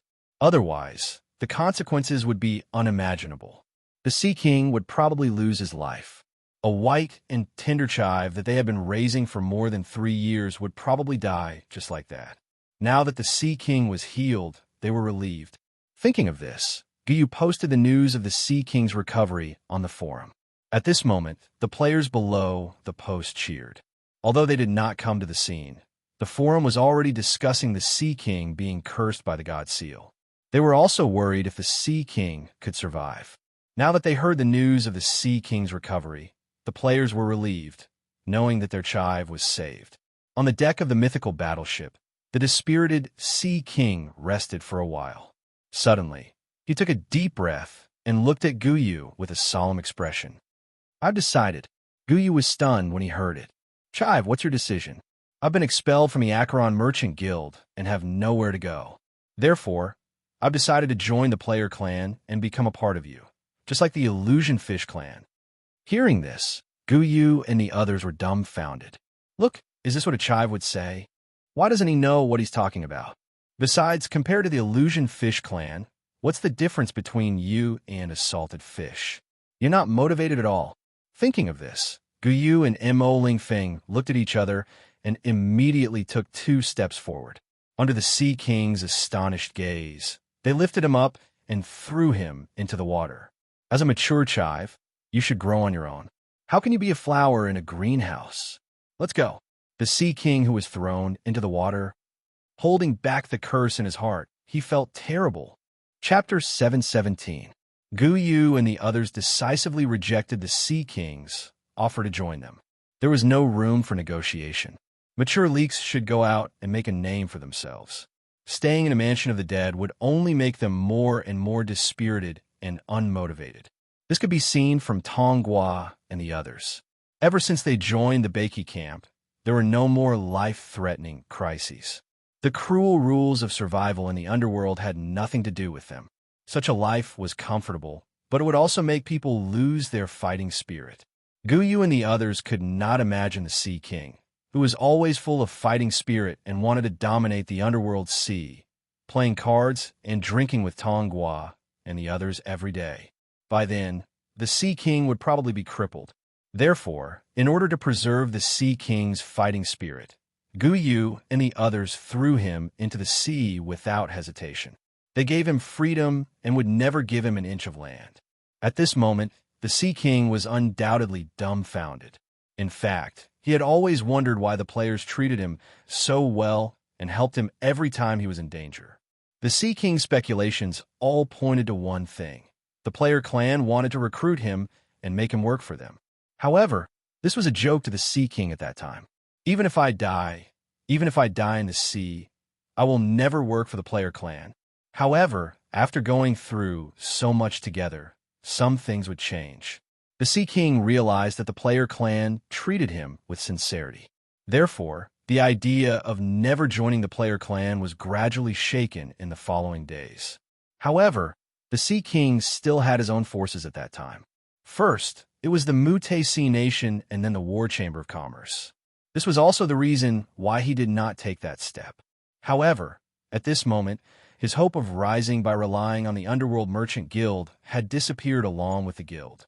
Therefore, at this moment, the Sea King once again wondered if he should join the player clan. However, this time, the Sea King and the other players had saved his life, making the Sea King's idea of joining the player clan take root. After struggling for a while, the Sea King finally said that sentence. I've decided to join the player clan. In the Sea King's opinion, these words would definitely make Guyu and the others beam with joy. After all, having him was equivalent to having the entire Sea Nation and the Shadow Clan. However, after hearing these words, the smiles on Guyu and the others' faces froze, revealing a look of resentment. Without another word, he threw him into the sea.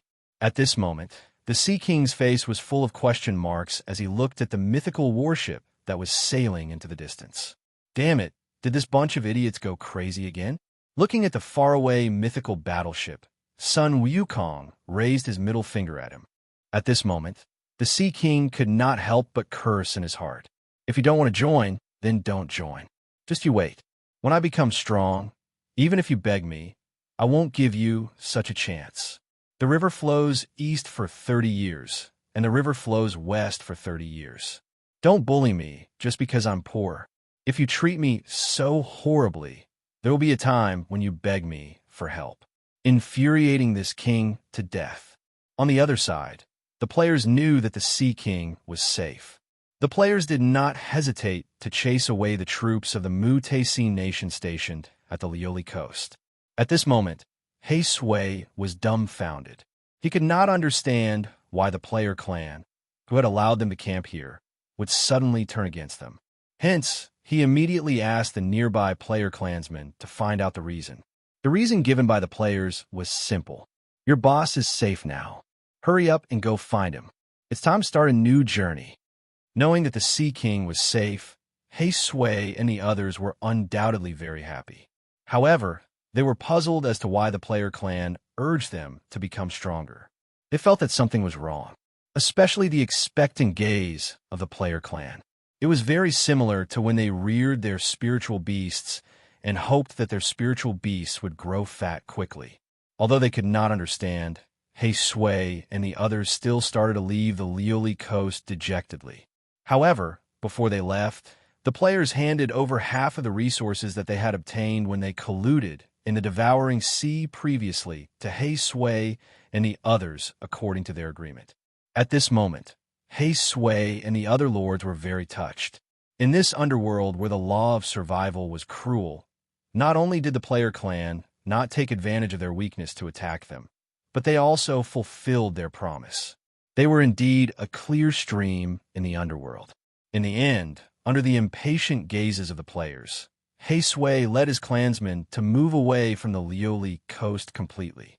They headed towards the Kolong Ocean, ready to look for their boss who was already safe. As for the future, they were also very confused.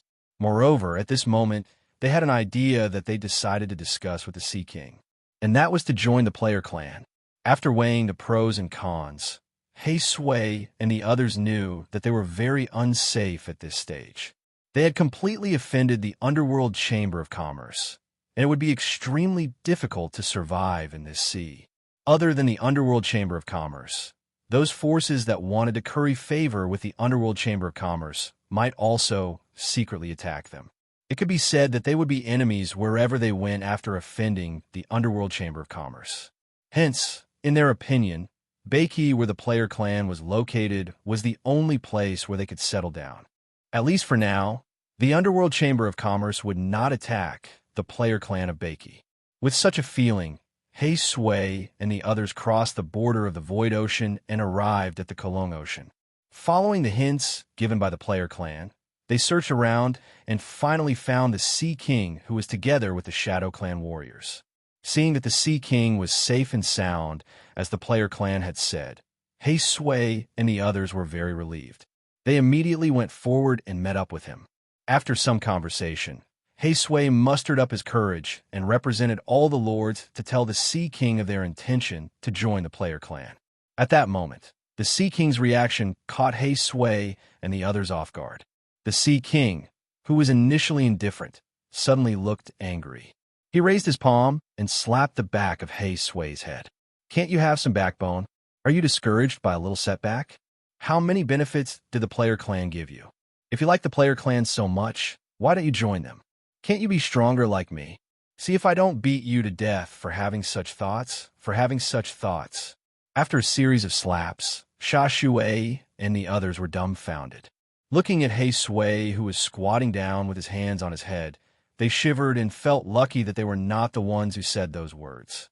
Otherwise, they would be the ones getting beaten up. At that moment, Hei Sui felt extremely wronged, because he felt that he did not say anything wrong. The player clan had given them so much help, it was understandable for him to join them. Like a stubborn donkey, heartless, ungrateful, scumbag of course, Hei Sui did not dare to say those words out loud. Instead, he lay down and curled his body to reduce the surface area of his injuries. After Hei Sui and the others left with the Mu Te army, another hot topic exploded in the forum. According to Ao Jian, a super battle was about to take place in the second precinct of the Naraka realm. The Acheron Merchant Guild's venerable tree was about to fight with the venerable demonic ape. At that moment, a large number of players were heading to the second precinct through the newly built teleportation point, ready to watch the epic battle. At the same time, the players in the forum were discussing fervently, guessing who would win the battle. There was even a round of voting for it. Of course, there were also players from Cruel Malevolence who initiated a bet from the final outcome. It could be seen that the majority of the players favored the venerable demonic ape, who could fight against opponents of a higher level.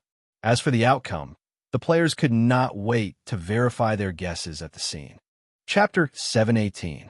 While the players were comparing the combat power of the venerable tree and the venerable demonic ape, the venerable tree had already crossed the spatial tunnel and arrived at the Naraka realm.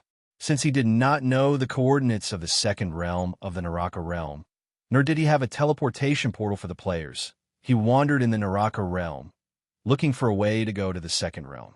After some exploration, he roughly grasped the structure of the 18 levels of the Naraka realm and finally tore the space apart to arrive at the second realm. The moment the venerable tree appeared, the venerable demonic ape, who was cultivating, sensed the sudden appearance of a majestic life force. He looked to the west, trying to determine the exact location of the aura. In his senses, the majestic life force was rapidly approaching from the west. When a venerable demonic ape opened his eyes, he found a frail-looking old man standing in the air in front of him. "Who are you? Why are you looking for me?" The venerable demonic ape asked with a grin, not panicking at all. "I'm from a central sea of the netherworld. Outsiders call me the Venerable Tree." The Venerable Tree replied indifferently, "You're from a netherworld chamber of commerce. Seems like you're here to seek revenge for that swordsman, right?" Upon hearing the Venerable Tree say that he came from the central sea of the netherworld, the venerable demonic ape suddenly thought of the ancient god he had killed. The Venerable Tree did not answer, but looked at the venerable demonic ape. "Can you enlighten me? Since you want to die too, I'll fulfill your wish." The venerable demonic ape replied with a sinister smile. In his opinion, the Venerable Tree was here to seek revenge. In that case, there was no need to talk too much. He would just kill it. Thinking of this, the venerable demonic ape waved his hand downward, and the black iron rod that was stuck in the ground not far away suddenly trembled and floated into the air. The venerable demonic ape then held it in his hand. "Wait, what now?" the venerable demonic ape asked with a frown. "Before we begin, let your people leave first. Don't let them be affected by the battle." Upon hearing this, the venerable demonic ape had a strange expression. He could not understand why the venerable tree, who was here to seek revenge, would have such thoughts. After snorting coldly, the venerable demonic ape shook his body, and countless demonic apes fell down like raindrops. Immediately, the venerable demonic ape waved his hand again, tearing a space apart and enveloping all the demonic apes. After doing all that, the venerable devil ape looked at the venerable tree with a provocative look on his face. The venerable tree didn't say anything. He clenched his fists, and suddenly the laws of fist intent surged. Law runes wrapped around his right hand, and the majestic vitality that was released shocked even the venerable demonic ape. The battle broke out at this moment. The first to make a move was the reverend devil ape. The black iron rod suddenly transformed into thousands of shadows and smashed toward the venerable tree. At this time, the venerable tree was as small as an ant in front of this giant black stick, but when he waved his right fist, the world turned gray again, as if all the vitality around him was sucked away by his right fist. When a fist collided with the paragon demonic ape's clear air rod, violent winds howled, and the sound of space being torn rang out continuously. The sinister smile on the venerable devil ape's face disappeared at this moment. That was because he realized that the venerable tree's strength was not weaker than his, and was even a little stronger. This was the first time the venerable devil ape had encountered such a powerful opponent after becoming an ancient god. Even the corpse goddess couldn't compete with him in terms of strength. He couldn't imagine how that stooped body could contain such terrifying power. Roar! At this moment, the venerable devil ape also became serious. As he roared, all the muscles in his body tightened, and all his strength was poured into the clear air rod, trying to suppress the venerable tree. This time, he gained the advantage in strength and slowly pushed the venerable tree to the ground. However, his advantage didn't last for a moment. The venerable tree suddenly stretched out his left hand, clenched his fist, and smashed it on the clear air rod. Both fists struck at the same time, and the terrifying power directly sent the venerable devil ape flying, causing him to fall hard to the ground. The defeat in the confrontation completely angered the venerable devil ape. His figure suddenly disappeared on the spot, and then appeared next to the venerable tree. The clear air rod swept down again. At this moment, along with the attack of the venerable devil ape, nomological lines suddenly appeared on the clear air rod. Boom! The fist and the iron rod collided again. Violent energy ripples spread in all directions. Under this blow, the space shattered and fell like glass, unable to be repaired for a long time. It seemed to be suppressed by this force. The venerable tree was also smashed into the depths of the ground by this blow. The venerable devil ape didn't wait for the venerable tree to get up. He raised the clear air rod and slammed it into the ground. Suddenly, the nearby mountains and rivers shattered, and the violent force blasted a deep pit with a diameter of 3,000 meters on the ground. At this moment, the venerable devil ape locked onto the aura that belonged to the venerable tree coming from underground. The clear air rod struck out again, piercing the ground and heading straight for the venerable tree. Boom!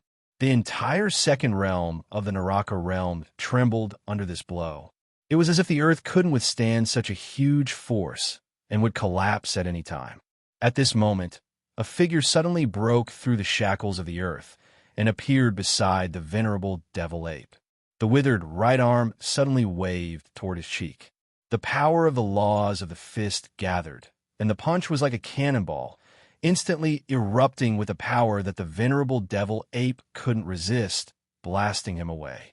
At this moment, the venerable devil ape's heart was filled with horror. He had clearly taken 2 blows from me, so why does he still have the strength to fight? His body created a ditch on the ground, and he only stopped after sliding for a few thousand meters. Feeling the pain on his right cheek, the venerable devil ape clenched the clear air rod in his hand. Suddenly, a familiar power surged into his body, and the injury on his cheek was completely healed in the blink of an eye. He then turned his head to look at the venerable tree in the distance, and immediately realized that the venerable tree looked miserable and wasn't completely unharmed. Seeing this scene, the venerable devil ape's lips curled into a sinister smile again. It was impossible for him to lose in a battle of attrition. As long as he couldn't be killed in one blow, he wouldn't be defeated. Thinking of this, the divine seal between the venerable devil ape's eyebrows flashed, and his body began to shrink. In the blink of an eye, he became as small as the venerable tree, and the clear air rod in his hand also shrank. After taking a deep breath, the venerable devil ape suddenly disappeared on the spot, and when he reappeared, he was already behind the venerable tree.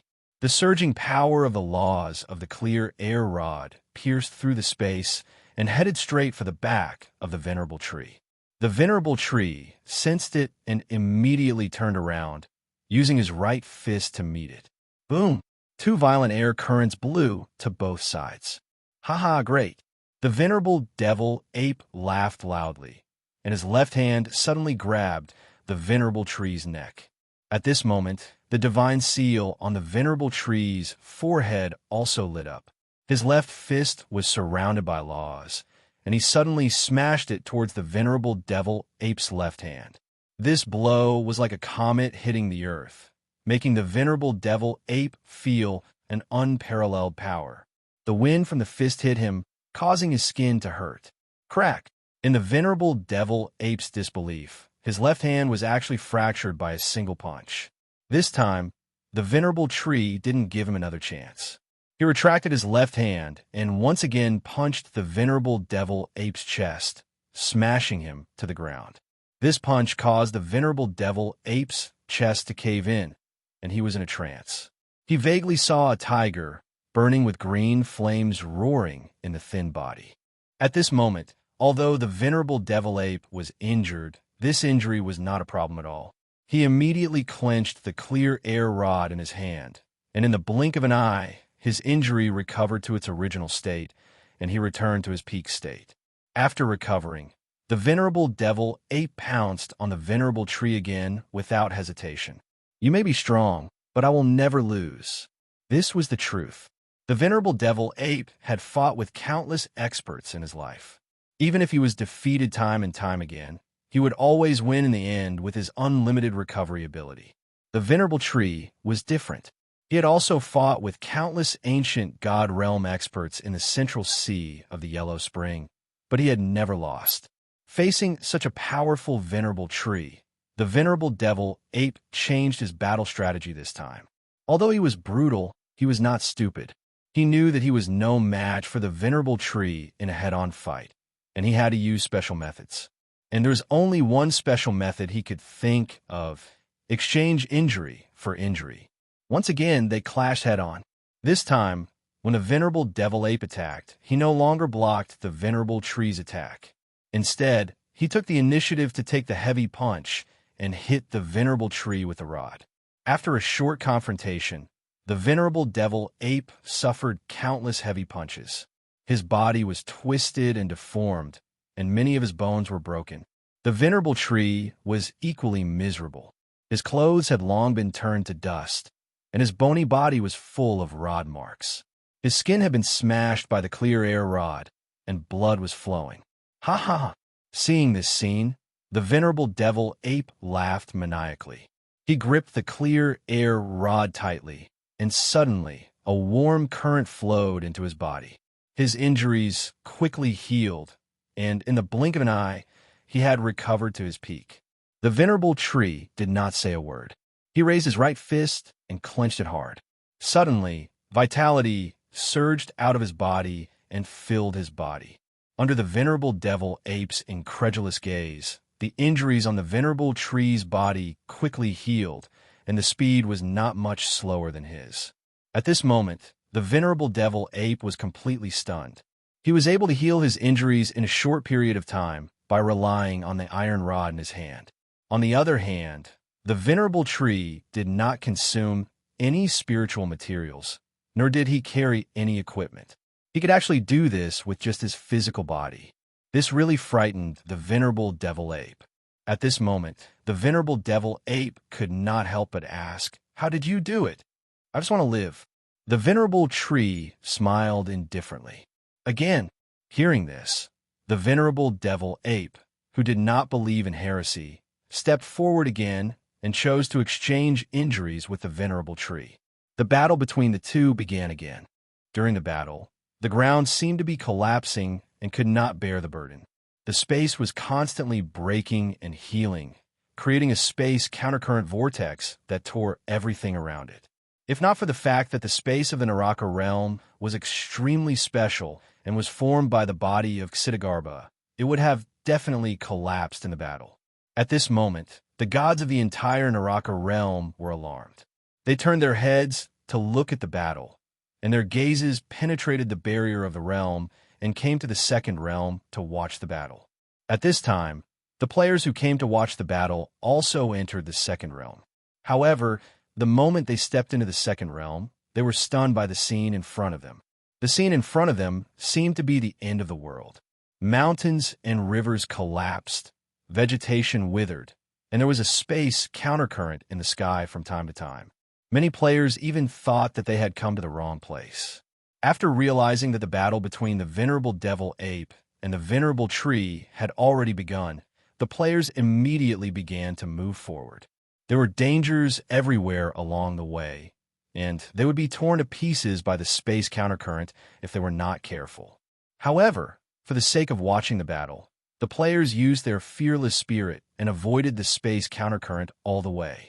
They used their actions to show what it meant to be an iron-headed kid advancing under the threat of death. The players in the media circle of the forum even raised money to buy the soul blessing wine in order to rush to report the battle live as soon as possible. After drinking the wine, they ran for their lives, using their lives to seize a chance. At the same time, Lua was also paying attention to the battle between the venerable tree and the venerable devil ape. This time, the combat power of the venerable tree was also shocking to Lu Wu. The cultivation of the physical body to such a level was so terrifying that it was comparable to when he was using a cheat. Chapter 719.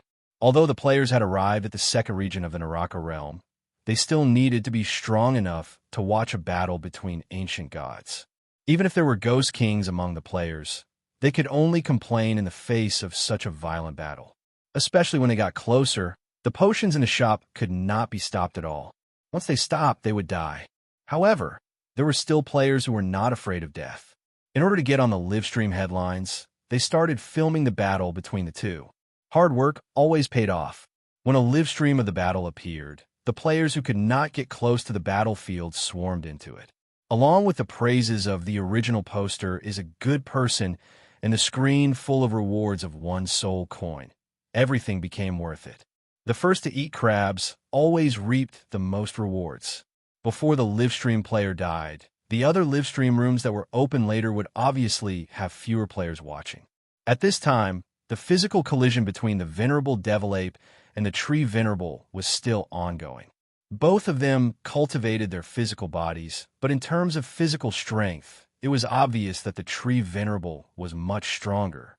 On the other hand, the venerable devil ape's strongest recovery ability did not have any advantage against the infinite vitality of the tree venerable. However, it was impossible to tell who the final winner would be at this time. That was because the injuries of both of them would recover in the blink of an eye. What surprised the players the most was the combat power that the seemingly thin and weak body of the tree venerable unleashed. The venerable devil ape could be said to be the underworld creature with the highest combat power that the players had encountered at this stage. However, at this moment, it was being suppressed by the tree venerable.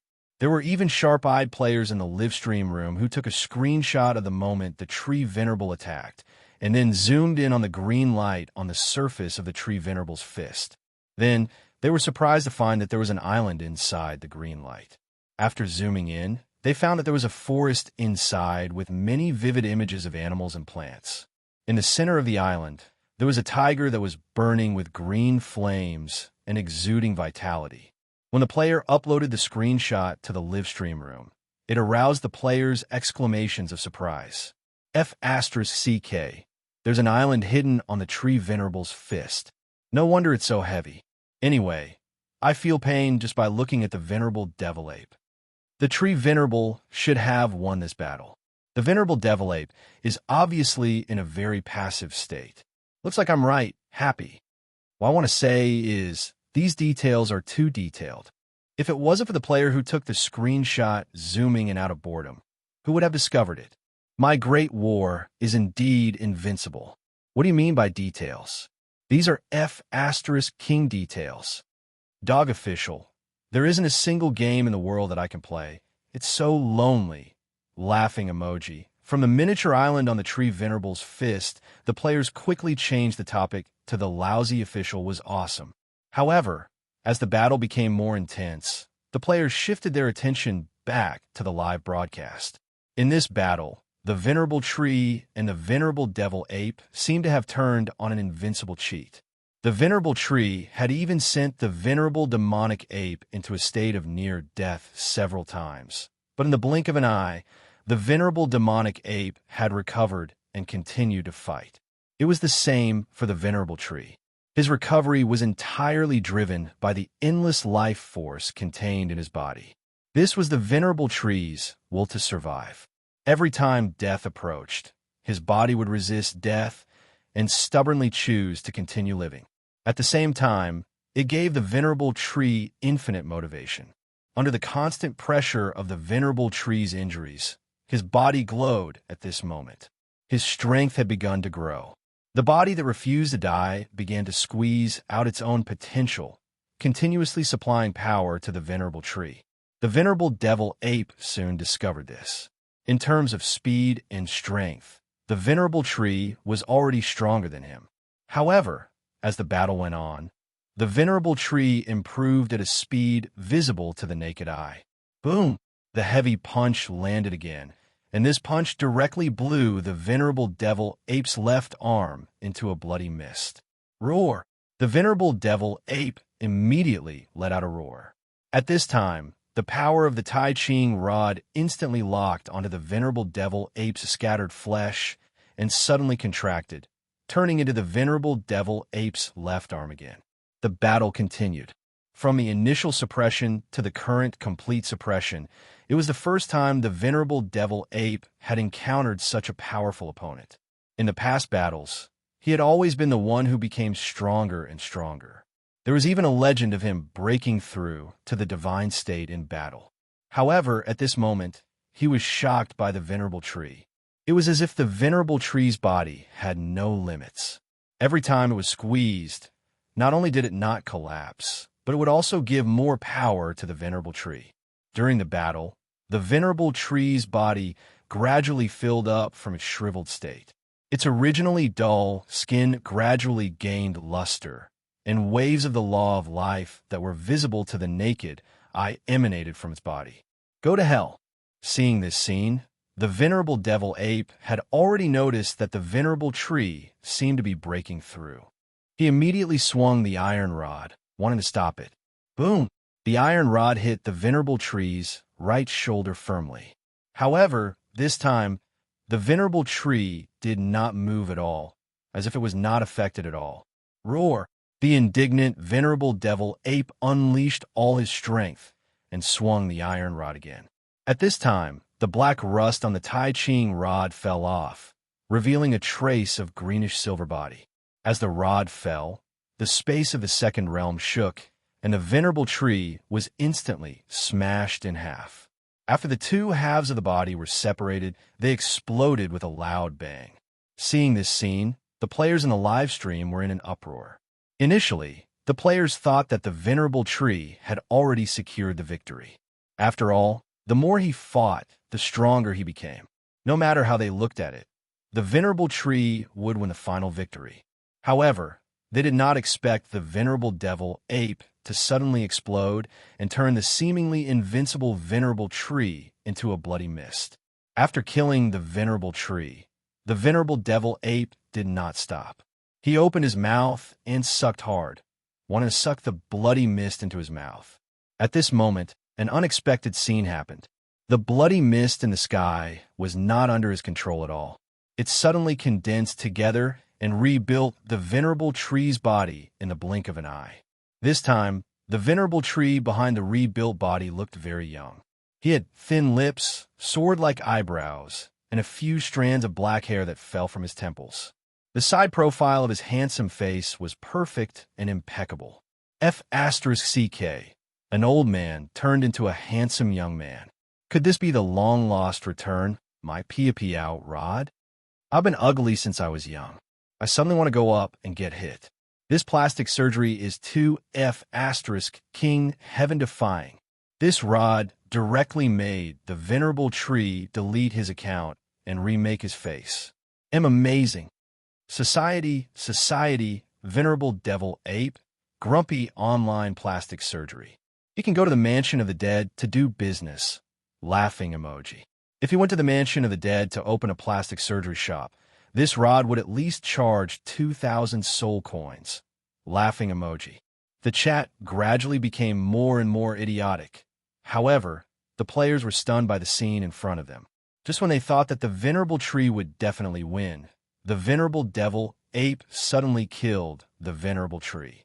However, just when they thought that the battle was over, the venerable tree resurrected on the spot. Up until now, the players had enjoyed watching the battle. Even the special effects in movies were not as exciting as this. At the same time, all the players had the same thought in their minds. If only they were so F***king powerful. Upon witnessing this scene, the venerable demonic ape was also dumbfounded. His unlimited recovery ability came from the iron rod, but it was not without weaknesses. It could not deal with fatal injuries. However, the venerable tree, who only relied on his physical body, did not have such a weakness. The venerable devil ape saw what true indestructibility was on the spot. Even so, the venerable devil ape did not admit defeat. From a moment he forged the heart of a powerhouse, there was no such thing as defeat in his heart. The Tai Ching rod suddenly glowed like a green thunderbolt, heading straight for the venerable tree's face. Bang! There was a muffled sound. This time, the venerable tree only used his right hand to block the blow and firmly grabbed the Tai Ching rod in the venerable devil ape's hand. Then his left fist slammed into the iron rod. The venerable devil ape immediately felt a majestic force coming from the other end of the iron rod, and his hands were numb from the shock. However, he still held the iron rod firmly. Bang! Another punch caused the venerable devil ape's palm to crack, and blood splattered everywhere. Bang! Bang! Bang! Seeing this scene, the venerable tree continued to punch. Fist shadows appeared all over the sky, and all of them hit the Tai Ching rod. This time, the venerable devil ape finally could not hold on to the iron rod anymore. He was sent flying by this powerful force and fell heavily to the ground. Although it was out of the venerable devil ape's grasp, the Tai Ching rod was still trembling, as if it wanted to break free from the venerable tree's control. This time, the venerable tree let go of the iron rod, and then punched with both fists at the same time. The law of fist intent appeared, and as the fist shadows swayed, a huge island appeared on the sea. It slammed into the iron rod and smashed it deep into the ground. Then, a ferocious tiger with green flames on its body pounced out of the island and fell to the ground. Roar! As the ferocious tiger roared, its claws tore the ground and pounced on the Tai Ching rod deep underground, imprisoning it firmly underground. At this point, the battle seemed to be over. The venerable tree slowly landed in front of the venerable devil ape and raised his right fist. This time, the venerable devil ape did not have the help of the Tai Ching rod, and the outcome seemed to be decided. Looking at the expressionless venerable tree in front of him, the venerable devil ape smiled bitterly. You've won. Your revenge has been successful. The venerable tree did not say anything, and suddenly punched at the venerable devil ape. At this moment, the venerable devil ape closed his eyes, but the pain he imagined did not appear. When he opened his eyes again, he found that the venerable tree's fist had stopped in front of his face. Why didn't you kill me? At this moment, the venerable devil ape suddenly felt very angry because he saw a trace of pity in the venerable tree's eyes. The venerable tree said slowly, "Living is difficult, and cultivating to this point is even more difficult. Isn't it better to continue living?" Bullsh asterisk T. It is the truth that the strong control the lives of the weak. You are stronger than me, so you can control my life. The venerable devil ape immediately rebuked. At this time, what the venerable devil ape said was exactly what he had experienced. Just like how the Corpse Clan controlled the lives of the Devil Ape Clan, the strong could enslave the weak. When he was strong enough, the lives of the members of the Corpse Clan were just playthings under his control. Strong? Do you know the definition of a strong person? The venerable tree shook his head and sighed. Freedom. As long as I can control myself and others, I am strong. It's a very domineering way of putting it, but you're wrong. A strong person should consider everything around him from the perspective of the strong. A real strong person will look at the development of the entire underworld from the perspective of the underworld and not be competitive in a corner and dominate an area, such as our great emperor. After a pause, the venerable tree continued to speak. And you said freedom, but where is your freedom? Think about it carefully. You just came from one prison to another. It's just that this prison seems invisible, but it makes you feel like you've gained freedom. Hearing this, the venerable devil ape was puzzled. At this time, the venerable tree continued to speak. If I'm not wrong, that stick has controlled you. Maybe it can bring you power, but is this considered freedom? Compared to the strong person who could control your life back then, what's the difference in essence? This is the other prison that I'm talking about, but it seems invisible. Venerable Tree's words made the venerable devil ape's heart skip a beat.